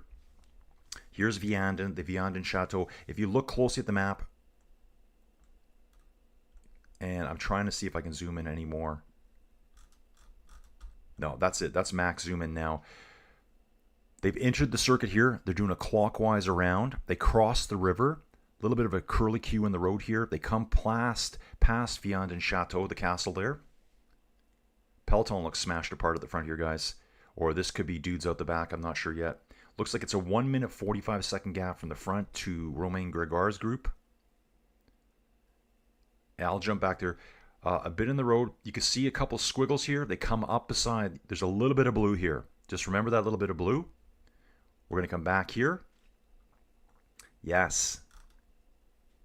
Here it is. So here's Vianden. They're going to come down this main road, the number 10. Here's the hard corner they probably crashed on. This is where they crashed, guys. On the Grand Rue, this is where they crashed. They came off the main road surface. I guess they had to because there's a house here or a building here. What's that all about? Why don't we have a quick peek? Let's have a quick peek right here. We're going to stand right in the middle of the intersection. Yes, dude. I love it. Here's the main road surface. They came off this corner. Guys had to put their feet down here. There must have been a very, very quick slowdown. And again, I guess cobbly, but it's not Paris-Roubaix cobbles. They have to turn here or else they're going straight into the Café de Pont. Looks like it was just wet here. And no, we don't want that. Then they start climbing. They start climbing up this baby here. Hope you guys are seeing this. Guys, this gets really steep later on. I'm wondering if I can kind of get all the way up here and not bore you guys to death doing this. Once it goes out of town itself, So they must come all the way on. The streets got very narrow. Do you think Google Maps could do a better job? Actually, I should let it refresh more, shouldn't I? They get out of town. Okay, we're going to keep riding out of town. Just pretend you're doing this bike ride with me. Could you imagine if this was a... Yeah, whatever. Ooh, yeah, you can see uphill all the way, guys. Okay, what I'm going to do, because this might take forever. Yeah, we come along here. We swoop around. I think we do this. It's this stuff here. Okay, it's not this stuff here. They must have taken that secondary road. I think maybe when they came off the Grand Rue there, they might have tucked over here. Up this little side road. Yeah, this is it. It's not very wide at all, and it gets narrower in places. Like this is apparently this is a road. This is what you call a road here. Sure, why not? That's a road. And then, like I said, two guys, they loop around, they come up, and there was another curly Q in the map. Watch here, guys. I'm trying to show you here. There's a little bit of a divot here in the map. You can see it right there where my hand is right now, where it comes back on itself. That's this part here coming back on itself. Here is the basin, as they call it, basin superieurs. If we come back to the map again, here's that little bit of blue. That's where we're going past. So that's the climb we're doing every time. Locked and loaded, folks. Locked and loaded. Sometimes I actually feel like I know what I'm doing. Over here. 4 riders in the break. 2 riders still dangling. And, oh yeah, guys, very, very reduced peloton. I've been watching it here for a while. There's 15 riders in the front peloton. And you can see the main peloton further back. 20 seconds back from them. This is just going to get even worse the next time around. So in the second group, Oscar Chamberlain, Soren Craig Anderson, Igor Arieta, Rafa Maika, Pablo Torres. This dude, Pablo Torres, future superstar for UAE, guys.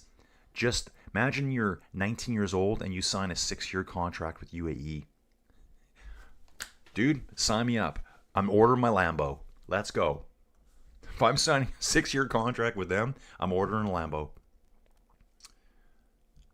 Yeah, so 125 back.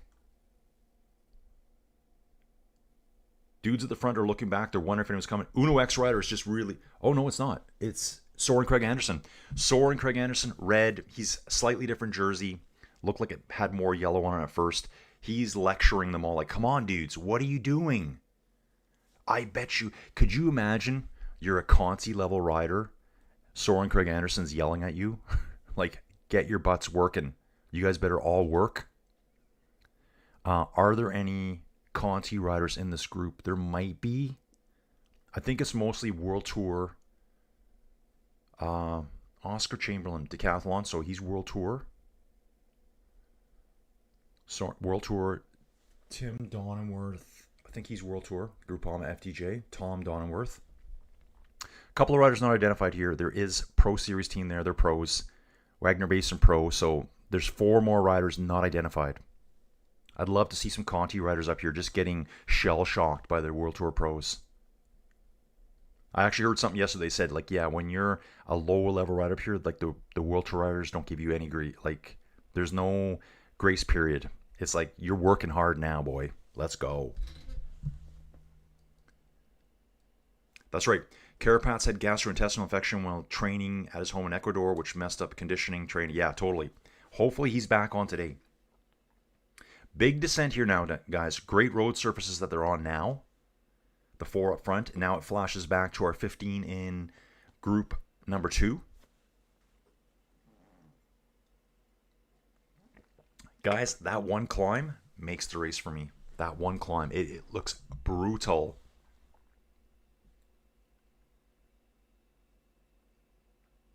Brutal. Yeah, curving off main roads, getting onto secondary roads here. Watching the peloton do that now.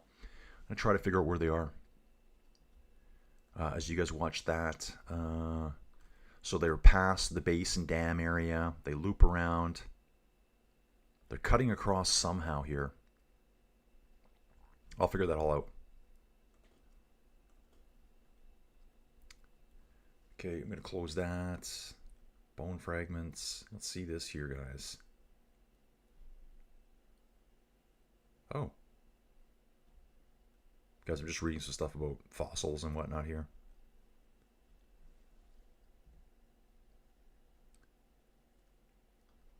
Okay, yeah, all standard stuff. What kind of fossils we find?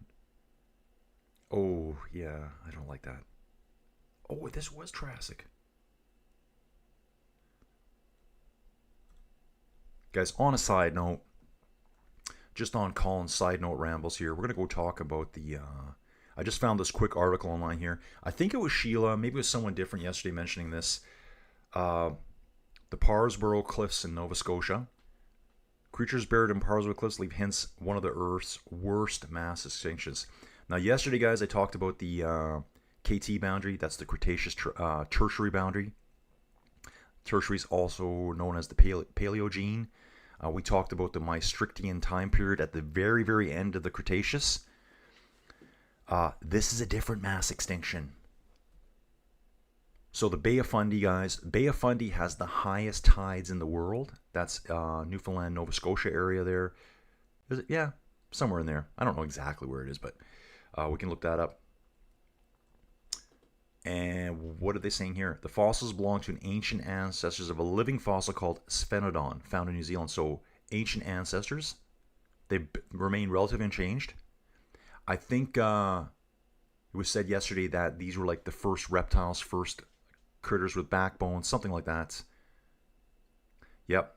This was a different mass extinction between the Triassic and the Jurassic. Remember, it goes Triassic, oldest, Jurassic, Cretaceous, from oldest to youngest. The 66 million year end of the dinosaurs, that's at the end of the Cretaceous into the Tertiary. This is before that. This is about 200 million years old, I'm guessing. Yeah, it says right here, 200 million year old lizards from the Jurassic period were exposed along the Bay of Fundy. Good erosion here. This is how they're finding the fossils.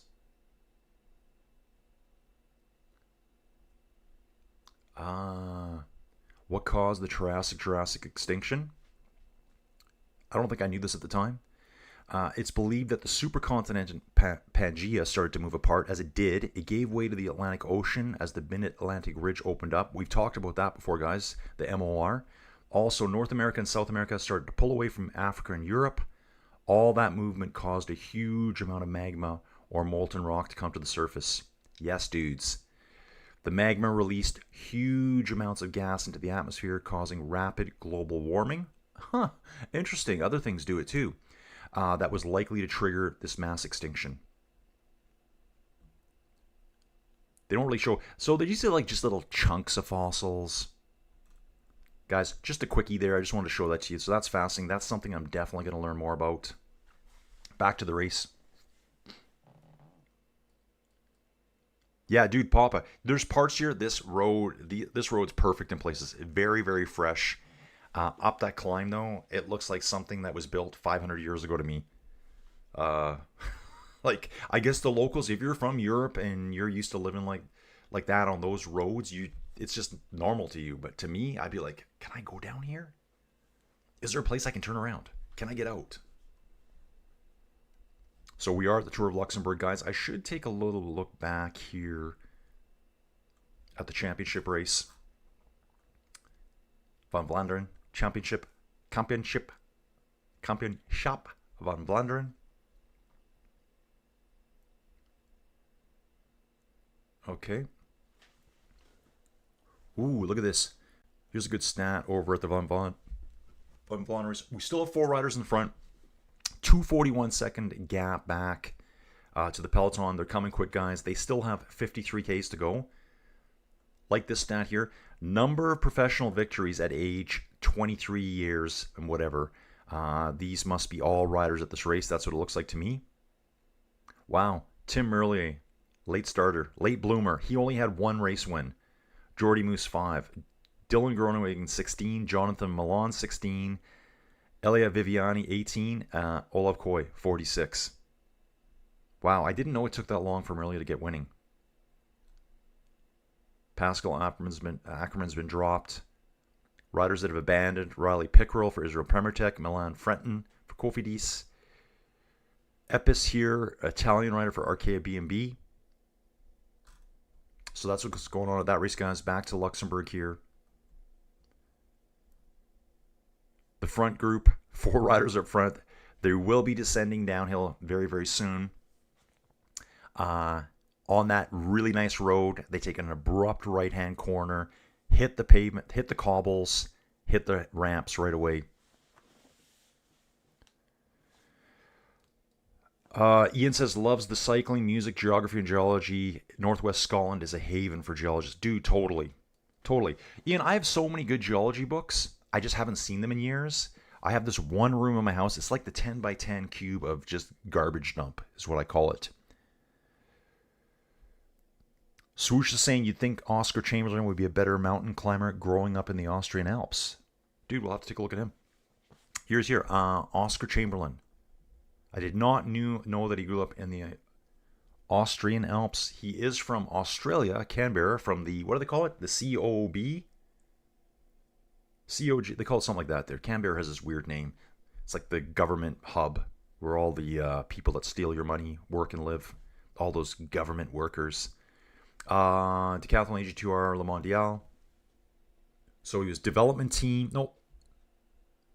Development team last year. Now he's on pro team, World Tour team this year. Did the Tour of Poland. Did the ADAC Classics. 4 days of Dunkirk earlier in the year. 4 days of Dunkirk. Now 5 days of Dunkirk. Tour de la Provence. So I don't know a lot about that rider. Swoosh, if you do, let me know. Yeah, I live near the Jurassic coast in the south of England. 185 million years of geologic history. Yeah, dude. So freaking awesome, man. Okay, here's Vianden Castle again. Spectacular. Why don't we look at that here, guys? God, I could just... Man, the internet for me is just like how I learn things. Wait. Okay. Take a look at this. Wiggy. No, that's not what you want to do there, Colin. Nope. Sorry, guys. Doing research again here, over here. Man. Yeah. I bet you it cost me nothing to buy a plug-in keyboard that lights up so I can see what I'm typing. Here we go. Okay, I got something going on here, guys. Oh.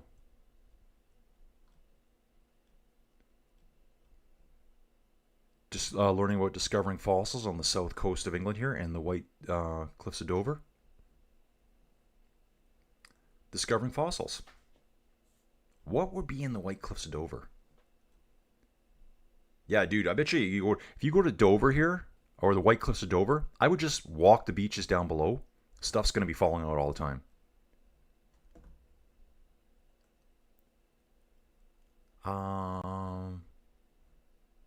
Okay, exposure of the middle and upper chalk dating from late Cretaceous epoch, 90 to 85 million years ago. That's what's exposed, guys. Remember, there could be stuff underneath that could be 50 million years older. Busy place. I'm looking for some kind of fossils they find there. Zigzag stairs down the cliff face. Wow, that's cool. Okay, so I got a nice some geology cross sections here.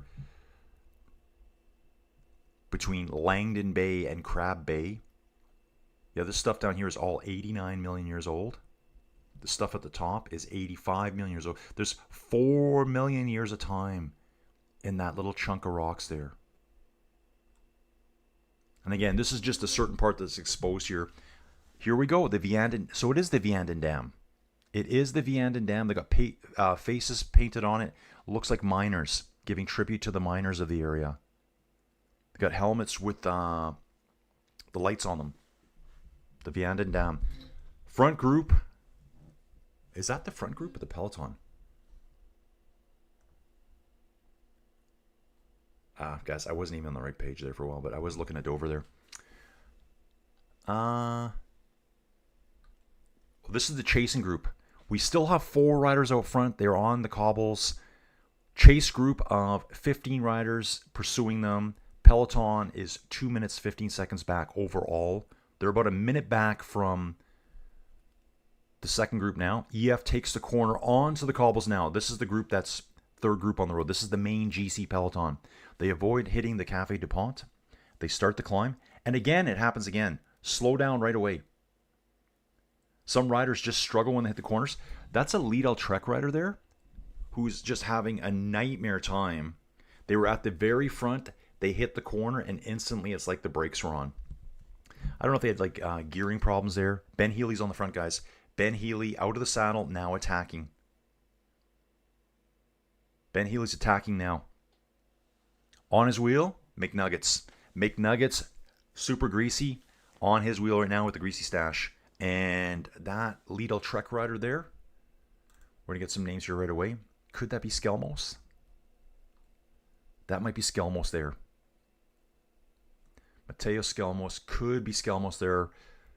Anyway, there's the Lidl Trek rider on their wheel. So we got EF, UAE, Lidl Trek.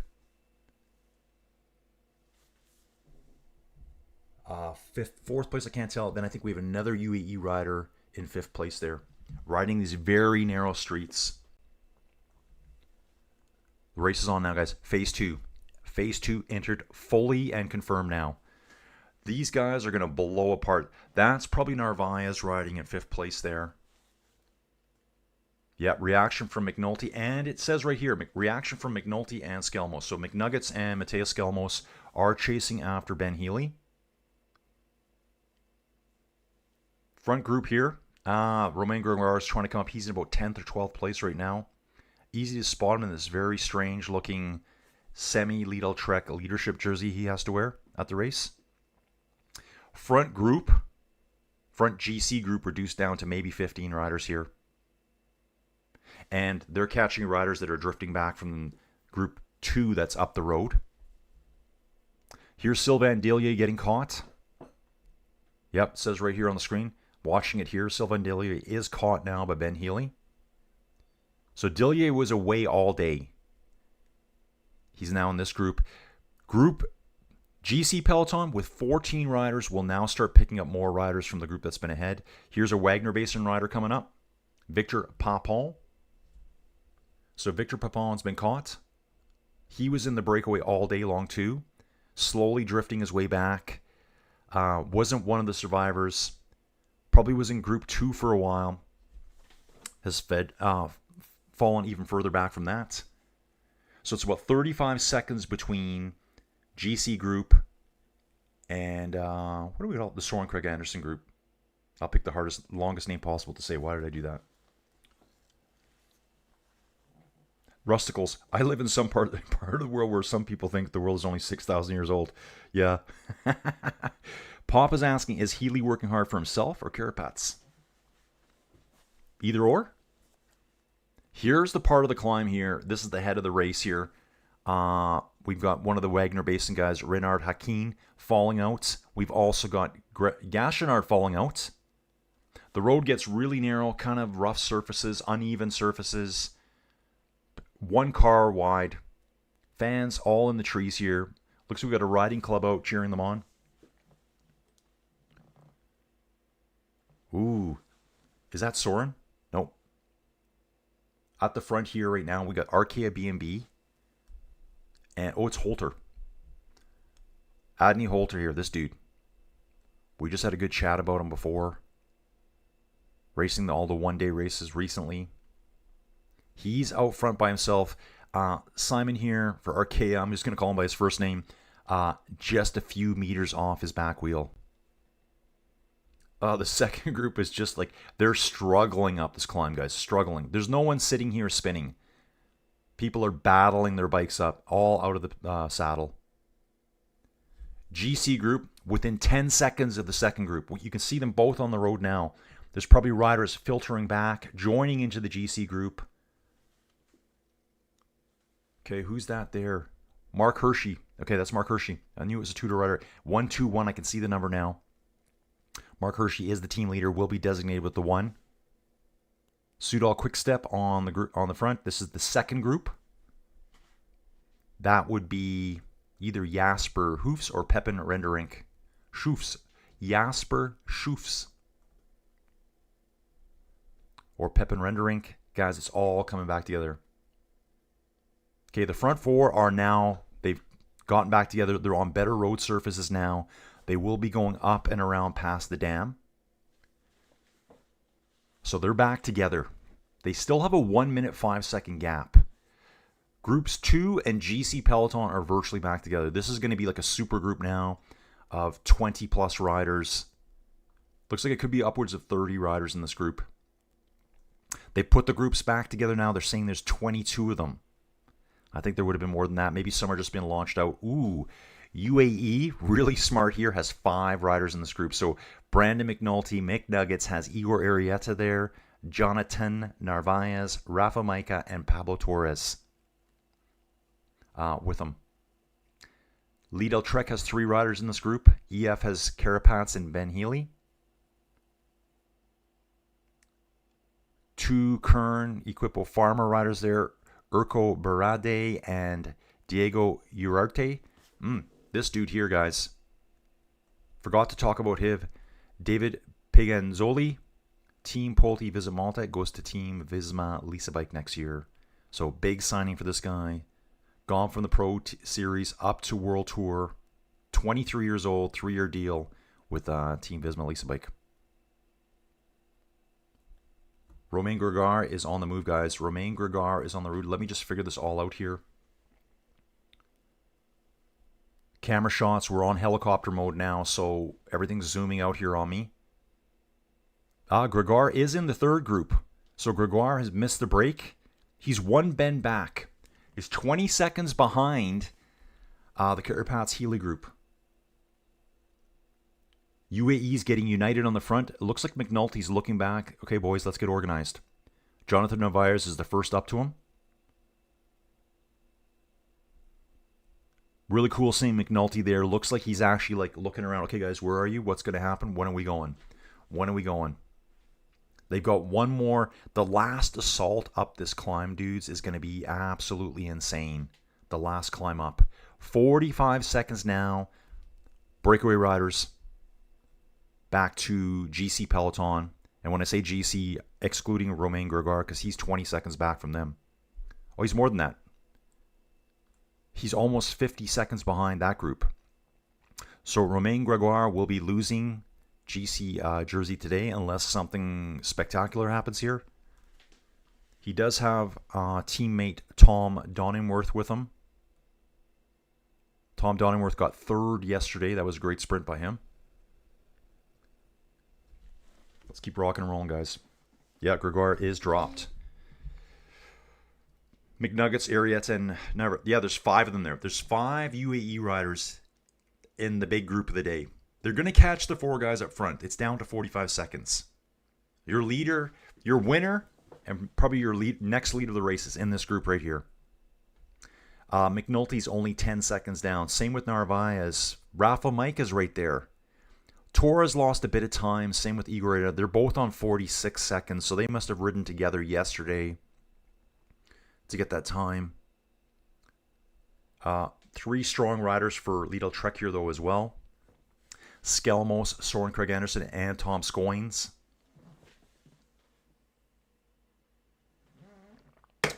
Oh, yeah. Okay, that looks like Ben Healy off the front again. Where's Carapaz? Oh, that's Carapaz. Ben Healy's floated back, guys. Ben Healy has floated back. Yep, Ben Healy. I thought that was Healy on the front. That's Carapaz. Ben Healy has drifted back out of this group. He's back with Gregoire. So Ben Healy doing the work for Carapaz, driving the pace hard up the second time, up the climb there past the Vianden Castle. 4 riders still up front, grabbing bottles. I did see that on the map there, guys. Why don't I do that for you here quickly? Try to pull this up real fast. Stage 3. Yeah, it looks like there's a bit of a feed right past. Oh, they're showing it now, the upper reservoir. It's a Vianden pumped storage plant. So they must pump water up here, store water. Maybe they can generate some electricity with it. let me come back here, guys. Just to the map quickly. So I'm seeing them taking bottles on right here. Bottles and garbage, they're right here on the course. They're just past the dam up top here. We'll be going around again, and it's right here at the bottom where they take on the climb. They take a hard corner straight onto the cobbles. So from fantastic road surface to kind of cruddy, hard-going road surface, everyone slows down really bad on that corner. Come back here now to the race. See what's going on here. What I should do too is look at Kampioenschap. Where are we there? They still have 40.6 Ks to go. 1 minute 45 seconds for 4 riders. They're over at the Van Vlaanderen race. Big pros will be coming up here pretty soon, guys. Big pros will be coming up. Big Milan. Yeah, interesting here. Ben Healy's 45 seconds behind the Carapaz group. And they look like they're just getting over the last little lump. Like once they get to the top, there's a couple of lumps up there. 4 riders for UAE on the front. 4 riders for UAE. Decathlon, two-door pro cycling. That must be Mark Hershey. Think it is. I can't see his number. Another two-door rider, a few riders back. UAE sends another rider up to the front. They're getting all 5 riders on the front to absolutely blow this race apart, folks. I think that was Jonathan Narvaez just sprinting up the side, slotting in. Yeah, he did. He slotted in right in front of the decathlon rider. No, right behind him. There's 2 decathlon riders. So now, nope, correction, 5 riders on the front. So Narvaez came right up, slotted in, right in front of decathlon. Out of my way, bro. We got McNuggets here. We're going for the win. 2 decathlon riders. Looks like 2 doors trying to form up now. Good road surfaces here, guys. Yeah, guys. Rodrigo Morales. Dude, Rodrigo. Say hi, Rodrigo. Nice to have you here. Rhonda's cheering on Ben. Yeah, Ben's out the back now, Rhonda. He's at 130 back. Carapaz is the rider that survived. I'm surprised by that. I thought it would have been the other way around. But Ben Healy did all that massive work at the second ascent up the climb. Papa Marino asked, who's he working for, himself or Carapaz? Obviously, today, they've said Carapaz, go for it. Papa Marino's random fact.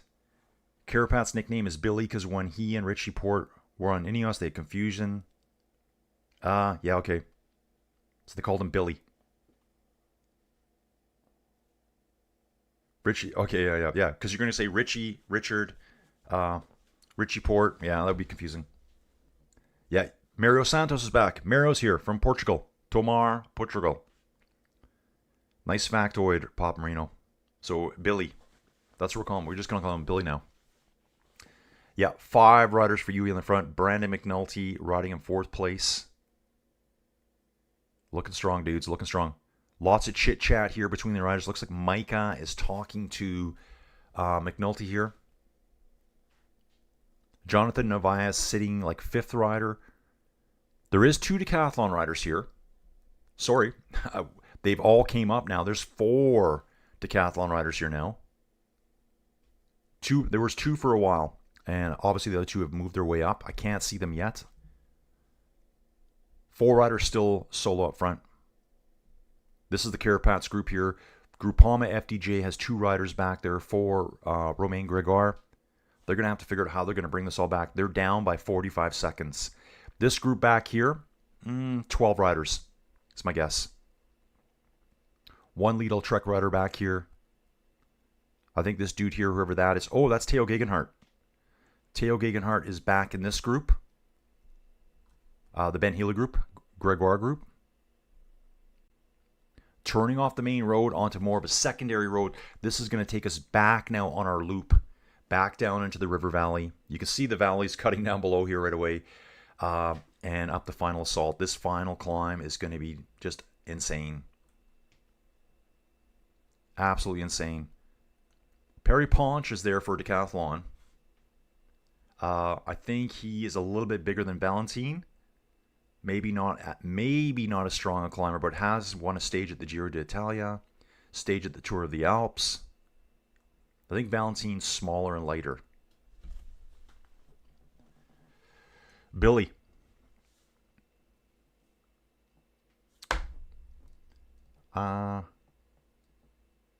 Okay. Geraint Thomas used to always refer to Carapets in interviews as Billy, so I had to Google it. Dude, I never knew that. Hey, Billy. Billy boy. Groupama FDJ pacing for Romain Gregoire right now. This is Group 3 on the road. That's Gregoire, Ben Healy. I'll try to show you more names if they'll show it. They're just showing Healy and Gregoire. It's a good group, maybe 12, 13 riders in this third group on the road. So at the front, we have essentially, I don't know, under 40 riders. There's probably 100 riders behind us somewhere scattered across the roads. Maybe 90. Would we have?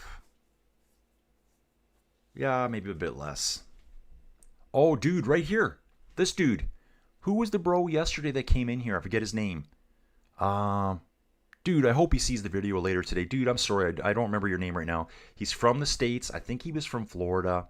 And he said he was following IFAPL cycling and this race specifically because this dude, Keegan Swerble, I don't know how he knows him, but Keegan Swerble is in that second group on the road here, riding for IFAPL cycling. Now, I think this is a Portuguese team. I think. Yeah, it is Portugal. They ride canyons. Their licensed country is Portugal. So there's a dude that was probably in here on stage 1 that was looking for Keegan Swerble. So there he is. He's in it. He's with the big hitters at the front. This dude here. I love it. Hershey's got Marco Brenner with him and a third rider, another two-door rider. Yeah, guys, I'm looking at this quickly. 3 decathlon riders, World Tour. EF rider, Carapats. 3 riders from Lidl Trek, World Tour. 2 riders from Soudal, World Tour. 5 UAE riders, World Tour. Equipo. Yeah, it is Equipo. I always want to say it's Kern or Equipo, either way around. They've got 2 riders, Pro Series. Team Polti Visit Malta, Pro Series team. Jordan Jagat, that's a pro team. Hershey's team, pro team. This dude here, though, he's riding for a full continental level team. So this guy is the highest place right now of the third tier rung of professional cycling in the race today. And just someone that a dude mentioned in this chat, so he's getting a huge shout out here. Where's this bro from? He's from Basalt. Basalt, I've never heard of Basalt, outside that it's a rock in the United States. 1.8 meters tall, he's 30 years old.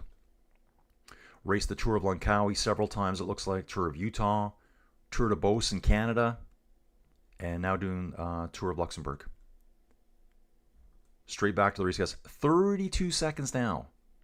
In that rolly section along the river, you know, there's going to be little ups and down along the riverside. Billy. Any notable withdrawals from the race since yesterday? I think if we look at the results, Rhonda, it might have been you telling me to do this at one point. If you look at the results, this is where you'll see the withdrawals. Yeah, sprinter, Manuel Penalver here. I think he didn't start. This guy's an all-out sprinter. And then we saw one other rider, Jentel Vandenvelde, did not finish today's stage, pulled out at some point. Yeah, we saw that earlier in today's race. Guys, I feel like I really lose track of time doing this. Like later on today, like when it's like 5 o'clock tonight, 6 o'clock tonight, I've had my supper, I'm just zoning out on the couch watching TV. I've done the bikes, I've done the chores. Yeah, so I'm just going to respond to Rhonda here about the withdrawals and stuff like that. I'm like, did that happen today? Like, I can't even remember now. I feel like I'm on a totally different... I really am on a totally different time zone doing this. You know, it's like I said, what are me and Joey Jojo doing for our exciting Saturday night? Nothing, because I'm going to be up at 1 a.m. in the morning doing the World Championships. I've just put everything on hold to do this, guys. Please like the videos if you can, guys. Let's see what we got for likes right now. 17 likes. We've got 28 people watching. That's to be expected. It's a Friday. Tour of Luxembourg. I wish more people knew about this race. 4 in the front. Looks like they've become 3. Adney Holter is just kind of letting off here, looks back, knows that peloton's coming. He's looking back all the time. I don't think he has a teammate back in this group. He doesn't. Does not have a teammate back in this group. He's just waiting to be caught, swept up. Simon, Thomas Gachenard, and Renard Hakin up the road here. 3 French riders. Gachenard's probably talking to them right now. Travels with Tony. Hey, Colin. Good to see you cover all the races. Tony, I'm covering every race out there.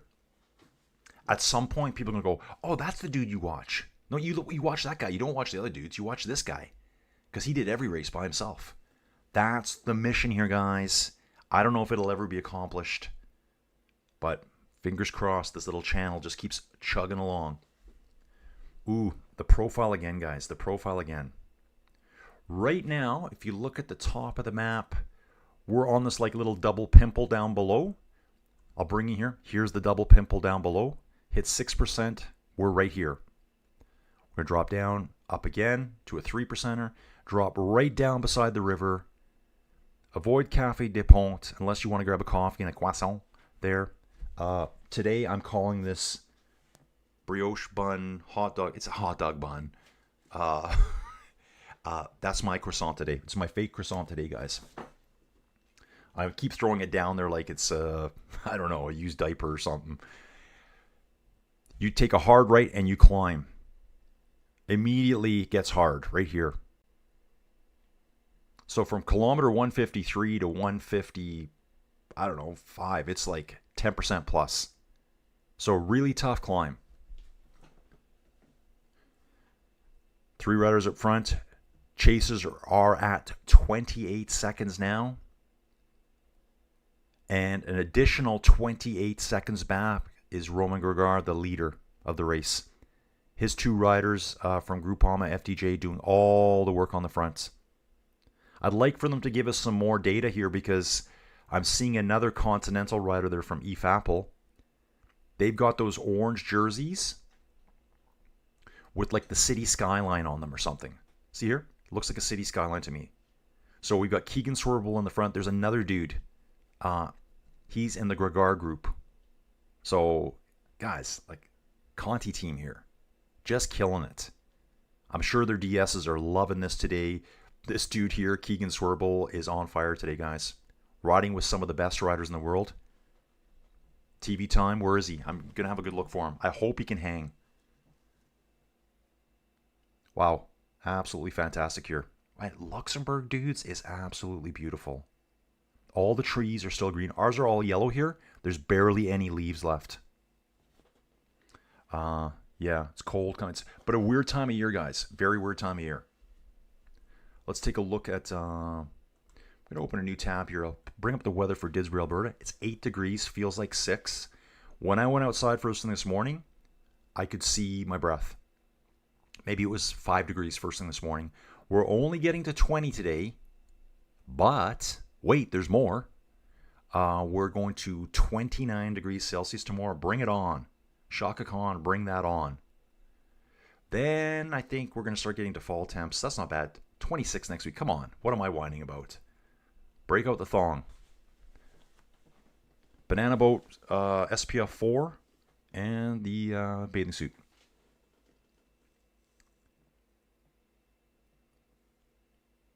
Okay, here we go. Amazing that they can do a tour in a country that is only... I know, right?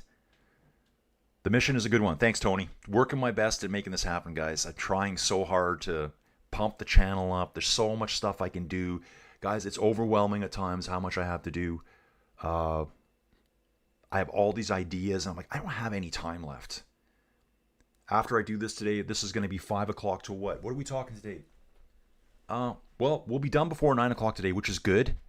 But still, it's 4 hours gone, and then I'm just kind of settle, do my thing. We just went through the sprint point that was used earlier on in the race. They're going to be turning right away. They are turning right away. Let's see if we can swerve along a little bit longer. Oh, that is the Café du Pont right there. Turn hard, guys. Right turn. Onto the cobbles. These 3 hit it nicely. 3 riders solo. They can get through their... 3 riders, smaller group. They can get through the corner easy. Let's see if the second group slows down. 16 seconds back now, guys. 16 seconds. They've hit the corner. Immediately there's an attack off the front. There's an attack off the front right away. Kind of a reddish color looking jersey from a distance. It is a reddish colored jersey. Soren Craig Anderson. He wears a different colored jersey. Yeah, he's in the national jersey of Denmark, so what you're seeing here is not what he's wearing. It's very confusing to me at times from a real long shot away. If he's crouched down, I see red and yellow on his shoulders. I think Uno X.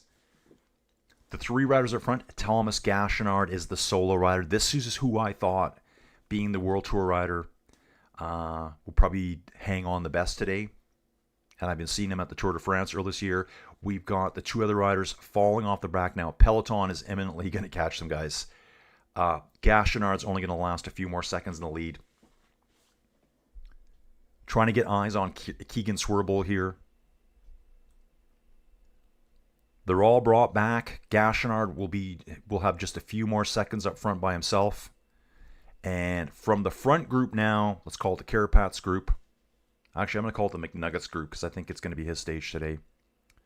It's 42 seconds back to the Healy group. They are on the climb as well. So Healy and Gregoire are riding side by side on the climb. Gregoire would do well to follow Healy here because Healy's going to start pushing up this climb. Gachenard pass just pulls over on the side of the road, lets the big boys through. UAE's there, Skelmos. The Diddy the Devil. Is that really Diddy? Carapats looks like he's about 7th or 8th, riding in the Tudor Boys little group. So Carapats is isolated, but no problem for him. Okay. Yeah, no, how is it a 5-day tour?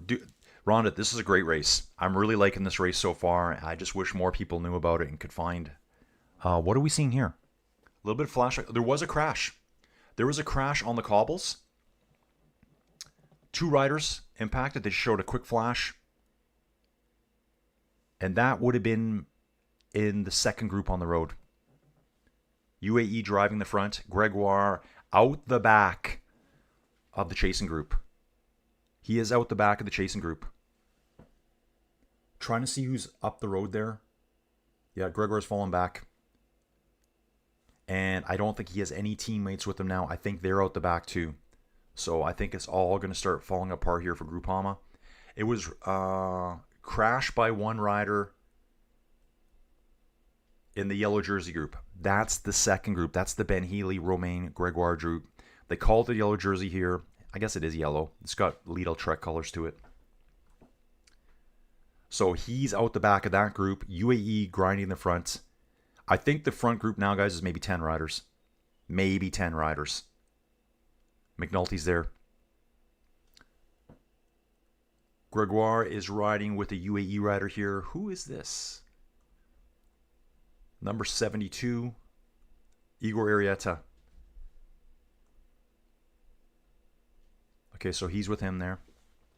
McNulty riding third wheel. There is Decathlon here. Lidl Trek's here. Mark Hershey should be here. I can see a couple of black jerseys. Super steep here, guys. Very, very steep. This is like 13, 14% all through here. And it's not a little blip of it. It looks like it's about 2 kilometers of it. Travels Tony, I used to have to travel there for work before I retired. Amazon EU headquarters is there. Up the hill in the town of Luxembourg. 28C here in late summer heat wave. Yeah, we got ours coming tomorrow. Yeah, Gregoire out the back here on the little skinny part of the road. Riding with one rider, Igor Arieta. There's smatterings of rider up ahead. Trying to get a count on this front group now. Road's so narrow. I swear this one dude standing on the side of his bike. His bike almost got hit by a car. By the race commissioner's car. Andy, what are you doing back there, bro? Hands on the wheel. Tons of team assistance here with wheels. I think there's 6 riders in the front group. 2 UAE riders, including McNulty. Two-door rider, that has to be Hershey. Decathlon rider, here we go, guys. Nicholas Prudhomme, it says Richard Carapaz, Tom Scoins, McNulty, Rafa Micah, Mark Hershey, Marco Brenner. Okay. There's Carapaz is just hanging on the back. It's hard to see him, even in that bright pink jersey. So Carapaz is sitting on the back here. Now, the finish line is after the cobble, so they will be climbing again. So it is an uphill finish. Oop, Mark Hershey popped off the back, guys. Because the rider I'm looking at, I'm like, that doesn't look like Mark Hershey to me. I'm just trying to see him here. I need numbers. Hershey's number 121. Yep. Now it's saying Hershey and Narvaez are 10 seconds back. 11 seconds back from the front group. So Hershey's now struggling. Actual GC, Hershey should be 4th overall. Gregar's going to fall way down. This whole GC is going to be just completely in shambles today, guys. It's going to completely flip-flop. It says 8 riders with a small group. Now they've got it up to 9 now. There is still 2 two-door riders up there. And I'm looking at them going, neither one of those is Mark Hershey. So they've got their leader behind them by 10 seconds. So I'm not sure what they're going to do here. How do they assist him now? Marco Brenner is going to have a hard time falling back because he's currently at 10 seconds back. He's as well placed as the rest of these riders. So Brenner's not going back for him. Jasper Stanson, there's definitely 2 riders there. Front group here. Okay, this looks like a chasing group. Yeah, Soren Craig Anderson. This is group 3 on the road. They'll be picking up Hershey soon. Hershey and Narvaez. Can I see them around the corner? So yeah, we got Rafa Micah here. Is that Micah there? Yeah. Rafa Micah pacing McNulty. 2 two-door riders. Decathlon. Lidl Trek, that'll be Skelmos. Richard Carapaz. Who was that there? Guys, just trying to identify jerseys on the fly. They're not showing all the names properly. Oh, attack here. This could be Brenner going on the attack, guys. Yeah, there's enough. Now they're showing, okay, they changed the name of the two-door rider. Now they've got Matisse Rondel. Attack here by Marco Brenner. It is an attack by Marco Brenner. And then this must be Soren Craig Anderson coming up. I think they've got some of the Lidl Trek riders. Huge reaction here now. Looks like Micah's out the back. Micah is out the back now. He's done his work today. It's up to McNulty to do this himself now. Yeah, that must be... Is that Soren Craig? No, that's Tom Scoins. This one's Tom Scoins. Again, he wears a different jersey, the Latvian jersey. Okay, Soren Craig Anderson is in a group further back. So we have 2 Lidl Trek riders here now. Scoins and Skelmos. They're saying Micah's still here. Unless he pulled himself right back on there. Which group is this? Okay, there's Carapaz on the front right now. Tom Scoins, Brandon McNulty. Looks like Marco Brenner surfing McNulty's wheel. Carapaz jumps across. 4 riders up front. A 5th rider coming now. That might be Jordan Jagat. Jordan Jagat, guys, got 10th place at the Tour de France this year. Watch out for this guy for Total Energies. I think Joey Jojo might be. Yeah, here he is now. Jordan Jagat, reaction from him. Marco Brenner, McNulty, Scoins, Carapaz, Jagat. Skelmos has just jumped across here now.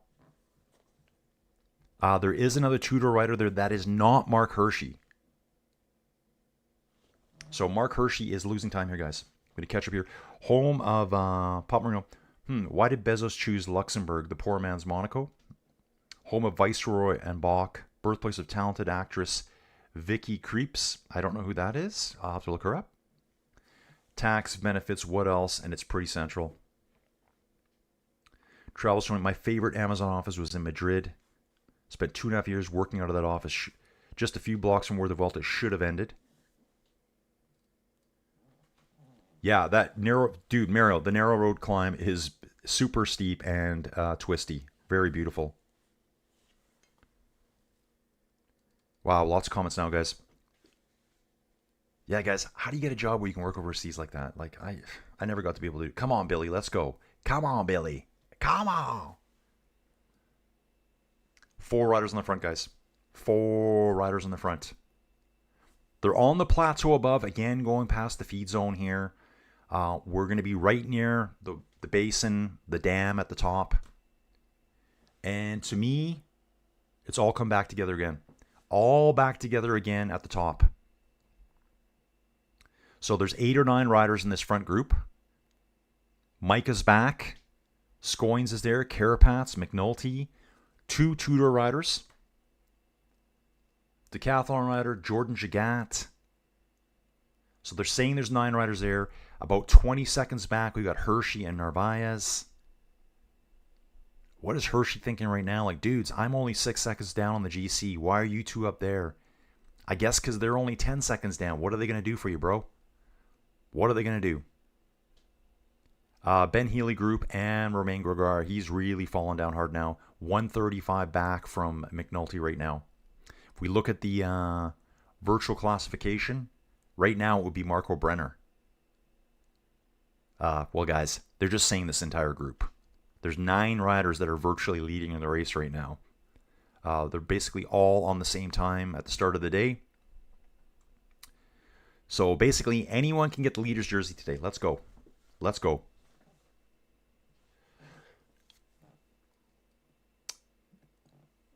We'll have to download this GPX from a rider to ride that circuit with the climb on Bike Terror. Really awesome. Yeah, dude, it looks really awesome, Ariel. That brutal climb. Like a climb I've never heard of in my life. The Monte de Niclias-Bierg. This fantastic looking castle. If you guys have video of this, you have to see. I can see the Café de Pont down below. The Café de Pont lives in the shadow of Vianden Castle. Chateau Vianden. Travel's going so fun. Been in Vienna now 5 years, but moving to Valencia October 1. Don't want the harsh weather of Madrid, and the bullet train for Valencia to Madrid is only... Yeah, guys, and I live in the sticks of Alberta, the prairies, just wasting my life away. Guys, like, it freaks me out. It freaks me out at times. Like, I feel like me and Joey Jojo need a life boop boop reset button. But what do? I have no idea. Billy just falling wheels, getting ready to launch. Rhonda's saying video from Colin rather. So I missed something up above. Sorry, Rhonda. Just some kind of typo, I guess. Amazon lets you choose to move whenever you want if your position allows it. I was in IT, could sit anywhere. We had them transfer me from Seattle to Madrid. Oh, dude, definitely. Get out of that rain. Papa saying, I think Lux and Kampioenschap are going to finish at the same time. Yeah, let's take a little back there. So we got 11 Ks to go here back at Kampioenschap. 19.6 Ks to go. Everything's back together here, guys. And it says just in the last 28 seconds, it says right here, Jensen Plowright, Oliver Stockwell, Gavin Lady, they were just caught by the pellet. They've been away all day. Those guys have been away all day. You can see the gap coming down here. It got out to over 3.5 minutes, it looks like. And it's just been plummeting straight downhill. So big sprint coming there. Merlier, Milan, head-to-head again, guys. Tom Scoins got the points over the top of the climb. Marco Brenner second, McNulty third, and Matisse Rondel for Tudor gets 1 point. 9 riders in the front. 3 riders are chasing. That's Jonathan Narvaez, Urko Barade, and Mark Hershey. They're roughly 20 seconds back. I'm not... Okay, there's Hershey on the front. Hershey is on the front here. I think they can see them at times. They can just see them, so it may not be 20 seconds. Hershey's going to have to bury himself here. I'm going to take a long, hard stare at the video here and see if I can see them around. Look, I'm leaning. Okay, no. Can't see around the corner, Colin. Micah doing all the work right now, guys. Micah just pulling McNulty along, and then it looks like Marco Brenner. Jordan Jagat lurking.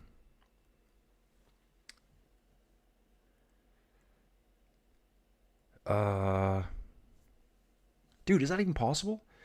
Travis, you're a geologist, get a teaching certificate and then teach geography or geology at an international school somewhere. It could be fun. Dude, that sounds like fun. How do I get a teaching certificate? I don't even know. Like, I don't know what, I guess here, I mean, to get a teaching certificate here, I think it's at least a 2-year program. It might even be 4. Now it's probably 2. So most people here, like if you want to teach like arts, if you want to teach art, my sister-in-law teaches art. She took an art program at university and then had to go do the teachings version of it. But I think I hear what you're saying is that maybe it's easier to go teach this somewhere else. Maybe the entry requirements are less to do it elsewhere. I don't know. Dude, I could teach easy. I know I could. I love talking about stuff. I'd like to think that some people have learned a little bit of geology here. Anticlines and synclines. We haven't even discussed that yet, guys. Dude, I'd love it. I would love it. I should get it. I should get some kind of... I'm going to see what it takes to get a teaching certificate to go work in Mexico. Toronto has an online program for teaching English. Yeah, dude. See, and that's part of my problem, Tony, is like, dude, great suggestion. I've just went so many different ways. I'm going to do this. No, I'm going to do that. I'm going to do this. Oh, I'm going to hope for my geology career to come back. I'm running out of time. It scares me now. When I say running out of time, I'm running out of lifetime. Scary. On the descent now, guys. 8K to go here. Tour of Luxembourg. I mean, I can only keep going for so long, right? You can get an international certificate with less credentials. Okay. Dude, like, I mean, I got my university degree. I worked in the geology profession for 21 years. I tried to get a job in the States, but you look at them, you spend all day reading. Okay, yeah, I can do that. Yeah. I look at them. I start from the bottom where it says able to breathe or works well with others. All those stupid things they say, check, all the way to the top. And then I read further. I'm like, yeah, I can do that job in my sleep. I go to the bottom, will not sponsor if you don't have a green card. Yeah. So, no chance. Dave's saying I met a few people who teach in South Korea and Vietnam. Yeah, I think I've met lots of people. I think that's a big thing for people here is go teach English elsewhere. Would I want to teach English? I don't know. I'd love to teach geology somewhere else. I would love that. Okay, they're bombing through. Yeah, they're coming down the descent now, guys. They take a hard right onto the riverfront. Hard right onto the riverfront. Our leading group here. How did Mark Hershey get in front? What did I miss there? So Mark Hershey's got back on board, it says here, and now he's moving ahead of everyone. Let me have a good look at this, guys. We now have 11 riders in that front group. Sorry, I got stuff popping up on my screen here that I'm trying to watch the video. So on the descent, Hershey's came back. 5.9 Ks to go here. So my video is slightly delayed. I'm going to see how this goes. 5.9 K to go, 5.9 here. Here's our two-door riders. Hershey attacks here. Hershey did get back on the descent, and he attacks. Micah kind of grimaces or smiles at the same time, going, what? So Hershey's been behind all day, comes back, passes them all on the catches them at the bottom of the descent, launches an attack, gets a quick 30, 40 meters. Micah's having to work again to pull him back. We're on the riverfront now, guys. We're going to do the two pimples along the bottom here. Okay, this is really blown up now, guys. This little look here. These are the two pimples right here. Pimple 1 and there's going to be pimple 2. If we jump back here, we will climb up again a little bit. We do hit the cobbles for the one last time. Mark Hershey going on a huge solo attack, probably at 6K to the finish. They only have BAs. Yeah, I think, yeah, BA, you can teach English anywhere, I think. But with your creds, you will be a senior prof. Yeah, I don't know, dude. I've kind of given up on life now, to be honest. Like, at times, guys, it's really frustrating to me. Like, I take everything in stride. Like, I don't let things stress me. Like, whatever. Like, dumb comments, I try not to let stress me out. The world, I see both sides, but it still stresses me out. People getting shot, left, right, and center. But yeah, I have no idea what to do with my life now. I'm kind of at a crossroads, I think. Or like I said, reset button. Just blow everything up. Okay, Mark Hershey in the front here, guys. He's got an 8-second lead already. 8 seconds. Hershey's gone, guys. Hershey is gone here. Out of the saddle, attacking again. Micah is going to have to work pretty hard to bring this back. 4.6 kilometers to go, though. Hershey's got a long effort here ahead of him. Remember, he was down apparently 20 seconds earlier. It was 20 with a question mark. He was with Narvaez, who's back now from McNulty. He was also with, there was a third rider there. See if they're in this group. Maybe it was Prudhomme. Maybe. I'm actually not sure who it was. So, Rondell and Brenner. So, I'm guessing maybe Team Car, Team Communications. Hershey was probably saying, guys, I'm okay. I'm fine back here. I'm going to catch you on the descent. Absolutely crushed the descent. Pulled himself right back with Narvaez. Gets to the front. Joins the GC group. Launches an attack away from them. Yeah, Hershey's gone on a very long one here, guys. Very long. On the profile here. So over this first little bump. This is going to show it really well. This is a live coverage here. We're descending again now. We go over a second little bump. Quick descent along the river's edge. Hard corner onto the cobbles. And then we climb. I actually didn't see where the start finish was on the cobbles going around. But we do take on some of the strong bursts. They're coming back now on Hershey hard now. Hershey's going to get caught. He's going to have to go again later. If I was him, I'd almost wait. Dude, you're just going to burn yourself out here with 3.5 kilometers to go. I would wait. Get back in the group. He's not waiting. He's on the second descent here. Just the descent over the top of the first pimple. Going to try to bomb away from them again. He's done it once before. He managed to catch all these riders by himself. There's going to be another little bump up. Descend. Hit the cobbles and race for the finish. They only go up 600 meters of the cobbles, apparently. So they're watching them in the distance here. They're just a few seconds back. Tom Scoyne's leading that group right now. Hershey getting as arrow as he possibly can. Sitting back really far. Stretching his back out. Looks like UAE coming up the right-hand side. Is that UAE? Actually, I wonder if that's Jordan Jagat. Jordan Jagat's here too. That's a dude you need to watch out for. That might be Jagat at the front. I think that's Jagat at the front. Tom Scoynes was pulling. He's not anymore. Hershey's up front. 6-second gap. There's a rider all in white jersey. I think it's this dude right here. Jordan Jagat. Again, dudes, just take a little look back. 10th at the Tour de France this year. Not bad at all. Rider that likes to go on attacks, get into the breakaway. I think he's pulling right now. Nope, he's not. It's number 75. It's Micah back up the front, guys. Where is Jagat now? Jagat's actually being smart, riding third from the back with Narvaez. I think this will be our best look here, guys. Still holding that gap. Got to think Carapaz will have a pretty explosive attack up the hill here. They're going to have to catch him real quick. Yeah, I think he's going to get caught too, but he's still hanging in there, Papa. He's still trying. He's actually pulled out a bit more distance on them now. Dave, I've accepted the fact that I won't be filthy, rich, and famous. My goal is to now enjoy all the physical pleasures I can and share that with those who deserve it. Dude, that's where I'm at, Dave.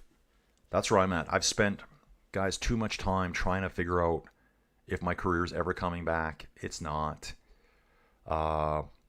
Any contacts I had downtown, they've retired. They've quit. They've moved on. I've got friends of mine who I've worked with in the glory days who were like just keeping their heads low, waiting to not get, sent out to the pasture. I've got people that have joined different careers altogether, which I did for a while. I live out in the sticks, so Joey's always like, you need to get back into real estate because you're good at talking to people. I said, yeah, sure, whatever. But I'm like, then I need to move into the city because It's hard to be a realtor when you can't get places instantly. I'm way out of town. I'm like, I just can't do that. I should be a realtor in Cabo. That's my next move. Right there. Go to Cabo. Do real estate down there. On the climb now, guys.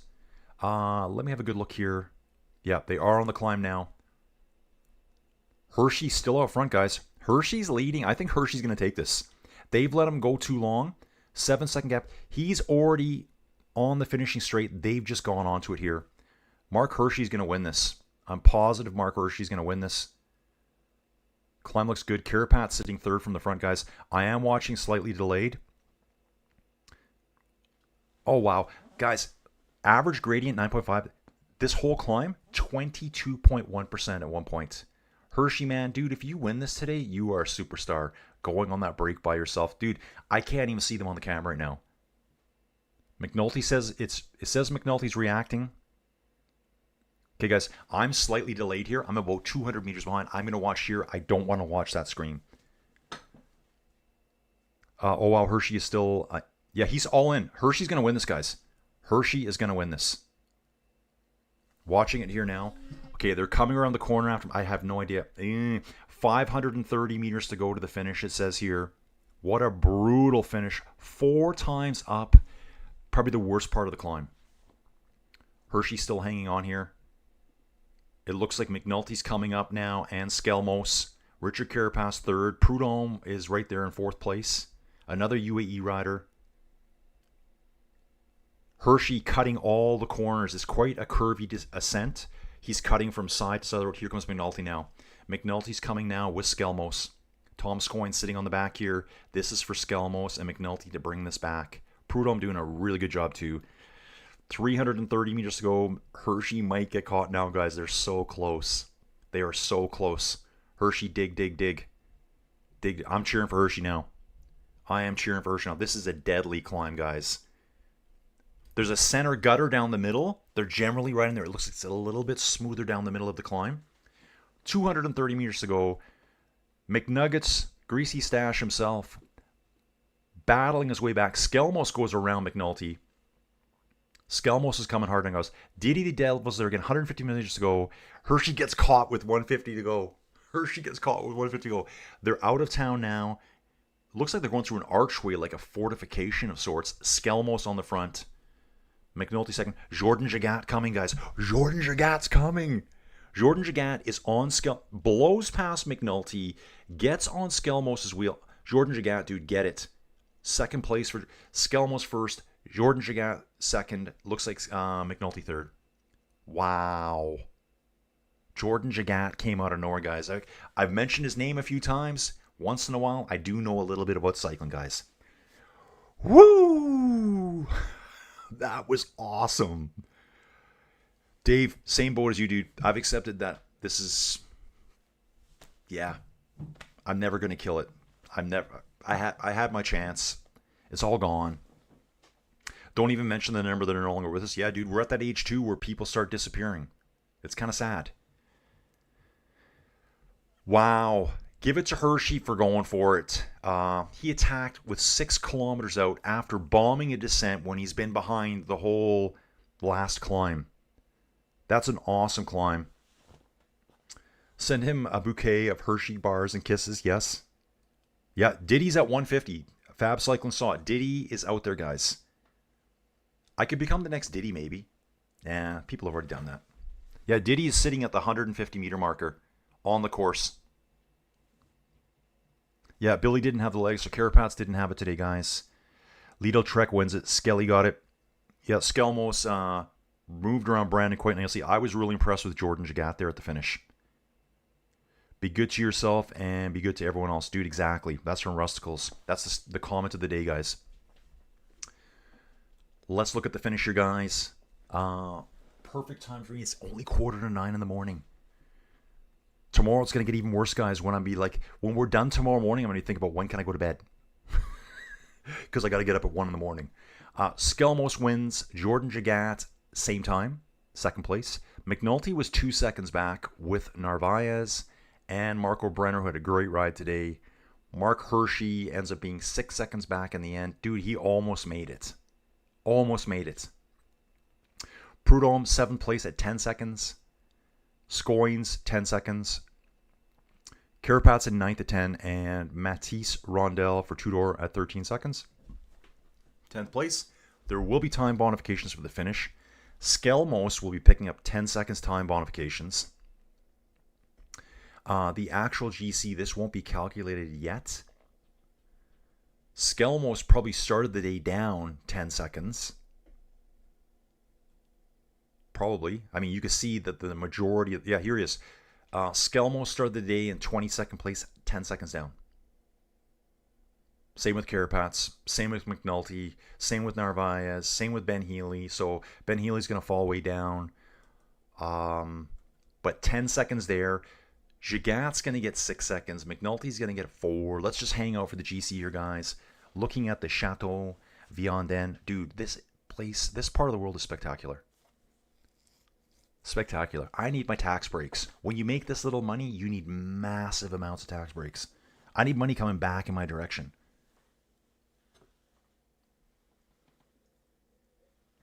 Crazy when you've been awake 4 hours and it's only coffee number 2. There's another one coming up right away, guys. Flashy, are you covering Super 8? I was at work and missed today's coverage. Yeah, dude, Super 8 is tomorrow. Oh, guys, hang on a second here. Ooh, Kampioenschap van Vlaanderen is still on, guys. We're waiting here. We got a big sprint finish coming up, guys. We know what's happened at Luxembourg here. I will get back to the GC when I see it. Yeah, they did ride through like a wall. It looked like a wall they went through. Must be fortifications from the old days. A double wall, actually. That's where Skelmos went past. Gigat, I mean, I think Gigat could have almost had Skelmos there. So, over at Kampioenschap, 109th Kampioenschap van Vlaanderen, we're waiting for Milan, Tim Merlier, Olav Koy, Moschetti, Van Poppel. We'll even throw a Soren Verenskold into the mix there. There's going to be a big sprint there with 4.5 kilometers to go, guys. I'll hang out here and do that. And we'll also wait for GC at Luxembourg. What I'm going to do here too, though, Super 8, dude, bro. This is Flashy. Dude, I think that's tomorrow. Yeah, race is tomorrow. I will be doing Super 8. Dude, I'll be doing Super 8, and I can see it. I know I can. I'll do that alongside Luxembourg tomorrow. So yeah, Super 8 tomorrow. Dude, all we got left today, so at Luxembourg, Skelmos just won today's stage. I think he's going to get the GC here, no problem. And we're waiting for the Van Vlaanderen one-day race to finish here. This 1.1 race with some of the sprint beasts of the world. It's hilarious seeing World Tour riders struggling up hills like this. Didi's in the background. He's still hanging out the 150. Yeah, this is an epic climb here. What a beautiful part of the world, man. Skoda. Olav Koy is in the front of the peloton here over at Van Vlaanderen. Yeah, we're definitely crossing streams tomorrow, guys. Super 8. That's another huge one-day race. And the cyclists here are riding straight back down the hill. They're all going single file down the left-hand side as dudes are finishing coming up. You know, when I see this in cycling, it's so, I don't know, kind of like amateur, grassroots, whatever you want to call it. Okay, guys, just go back down that way. Don't worry about the other dudes. You know, it's just different. You see that a lot in cycling. Didier's just freaking out again. The Devil running up the road right now. This is him. This is the real Didi the Devil right here. Oh yeah, he's right in the camera. Right in the camera. God, that guy's loving life. Oh, so those walls we went through. Dudes, those walls we went through, those are the walls of the castle. We entered the castle, first gate, went through the second gate. I'd have archers up top, crossbowmen nearby, hot oils, you know, all that kind of fun stuff from the old days. Fun stuff. 2.7 Ks to go at Van Vlaanderen, guys. Eduardo Affini, the big TT beast, is pulling the peloton. Team Visma Lisa Bikes on the front with 2 riders. Olav Koy will be right there. Olav Koy will be right there, guys. So we're going to have Koy, Milan, Merlier, head-to-head battle here, guys. I can't see this one. but I can just kind of give you a little breakdown as we go through. We will be getting the GC here right away. I can tell right now. They go to the scenic nature shot. Man, if you're a Luxembourger, yeah, don't move out of your country. It's fantastic. I think you need more Canadians there. Do you not like Canadians? Like, come on. I think Luxembourg doesn't like Canadians. I think they need to have me come across and represent. Riders are still finishing over at Tour of Luxembourg, guys. Flash is saying Super 8, not a sprint straight. I reckon Abramson will go well. Oh, dude, yeah. If Jonas is there, the other Jonas, he'll go well. Tudor's pulling over at Van Vlaanderen, guys. Still waiting for GC here. Maybe I can have a quick look, see what they're going to give us here. Might have it here already. Dogs are going to start barking, guys. Okay, here is the GC, guys, over at Luxembourg. Skelmos right now, first place. 11:34.29. Jordan Jagat. That dude who I talked about all the way up the climb for Total Energies, 4 seconds down in second place. McNulty. Guys, just listen.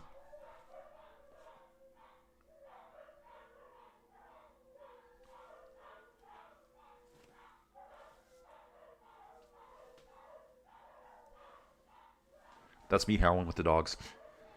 McNulty is 8 seconds down. Third place. Mark Hershey, 12 in fourth place.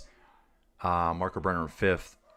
Narvaez in sixth. Carapaz back in seventh place at 20 seconds down. So it's going to be some interesting battles coming up. We got a three-way tie for fourth place right now. We've got a three-way tie for seventh place right now. Tudor has 3 riders in the top 10. Lidl Trek has 2 riders in the top 10. Total Energies is 1. UAE obviously has 2 riders in the top 10 as well. And Decathlon, Nicholas Prudhomme there. Oh, yeah, guys. Sorry. Coming to the finish now. Jonathan Mullen passes Dylan Groenewegen here. Dylan Groenewegen went first with the sprint with Jaco Alula. And just quickly here, guys, I didn't see this. Says Jonathan Milan wins, even though it says there's still 1.1 kilometers to go here at the race. There we go. It's all finished up now, guys. Okay, guys, let me just jump back over here. Luxembourg has been accidentally invaded by Switzerland about 5 times. I'll invade. I'm going to avoid. J, dude, where are you from, bro? Enjoying the commentary. How have I not found your channel until recently? Dude, I asked myself the same question. Jay, how did you not... Jay, talking to you, bro. How did you not find my channel sooner? Dude, I have no idea how it works. Guys, I think I've got like close to 400 and maybe 415 videos. We've been doing this every day since the beginning of July. Jay, I got a bunch of other content. Inside cycling, racing, like not real world, outside stuff. And yeah, dude, I don't know how it works either. All I know how it works is everyone needs to like the video before they leave. Please subscribe, become a member, support through other ways possible if you can. Dude, I'm glad you're here. Jay, welcome aboard. The algorithm is very mysterious. Yeah, Jonathan Milan, that's from Renee there, yeah. I guess he took that one. Cool to see Dylan Groenewegen at the front. Remember, Dylan Groenewegen leaves Jaco Alula this year, moving on to Unibet Titema Rockets for next year. So Romain Grégoire lost a ton of time here today over at Luxembourg. Super fast finish in Kemp. I wonder what the average speed was there. It's reset it all now for me, so I'll have to just keep a look at the stats. Third place for Merlier. So Jay, yeah, dude, thanks for finding the channel. Jay, since you're brand new here, dude, we're doing Luxembourg tomorrow, Luxembourg Sunday. Tomorrow we're also doing the Super 8 one-day race, so it'll be like a combo race. I'm watching the video here, talking to the chat here, never looking at my camera there because I don't really look at the camera, do I, guys? I've got my monitor here to do all the fun stuff. I get sidetracked here a lot too, Jay. Geology talk, geography, life, pondering life in general. Oh, wow, dudes. Looks like there's an awesome little setup in the castle here. Yeah, it is. Yeah, it's like a big... I'd say it's like... Yeah, it's like a really fancy house manor. Like, it's gigantic. Double-walled, too. Double-walled. I wonder what this place is. I'm going to have to look that up tomorrow. Dave saying, sometimes YouTube removes you from my feed. Really, Dave? Yeah, guys, like, I don't know the algorithm either, but you got to like it. If you can hype the videos, do that well. Remember, hype's a new feature. You can't hype this video yet because it's live. You can only hype it once it's published. So once I'm done this, you can go back. You can only hype videos 3 times per week. So save your hypes for your favorite YouTubers, or your YouTubers that are like called Colin first, last name Emerson. You can only hype those videos. You could save them for that. Coming around for 709er. We're in the pipe. 5x5 bros. We are in the pipe. Then, dude, Jay, you're here. You're still here. I'm doing the World Championships, all of it. That means, and guys, when I say all of it, I mean all of it. I'm doing both all the individual time trial stuff. We start with women's and men's elite on Sunday, 2 a.m. in the morning. I will be awake, on fire, baby. We're going to do the under 23s. We're going to do the juniors. They're on different days. There's the mixed relay. That's about midweek. That's where they have a mixed relay team. Women go out first, men go out second by countries. I think it's 3 in each relay team. Lowest time wins. So you got to hope that both your men's and women's teams are equally balanced. Then later in the week, it's going to be men's elite. That's the very last race. That's next Sunday. So it's going to be 8 days of me just super putting my life on hold for that one, because I won't be able to do anything, but this is what I want to do, guys. So let's get it. Okay, dudes, I'm going to get ready to jump here. It's been a great stream again. It's 2 minutes to 9 in the morning. It's Friday. I hope everyone has a great weekend. I hope you can come back to the channel tomorrow. Rocking the Festina jersey. I couldn't find the Festina watch today, guys. I forget who else has a Festina watch. I'm going to find it today. Plus some geology books.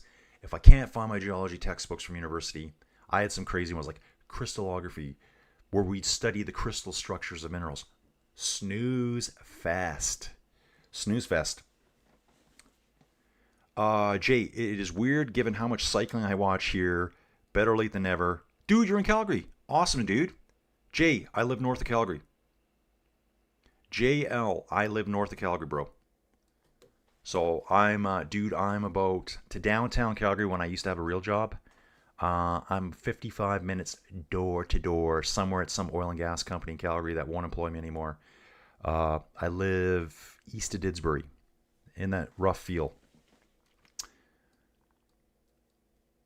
As a comic once said, how do you feel comfortable telling people you're doing under 23?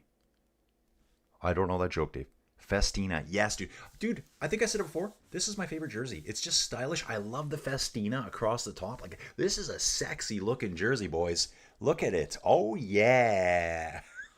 Okay, guys, I'm going to get nutty now. I better jump off. Thanks for being here, everyone. I'll see you all bright and early tomorrow. Look for a stream link later today. I generally send my stream links out late afternoon, early evening, so it should pop up. Please subscribe, Jay, so that you can get those notifications, or hit that bell thing.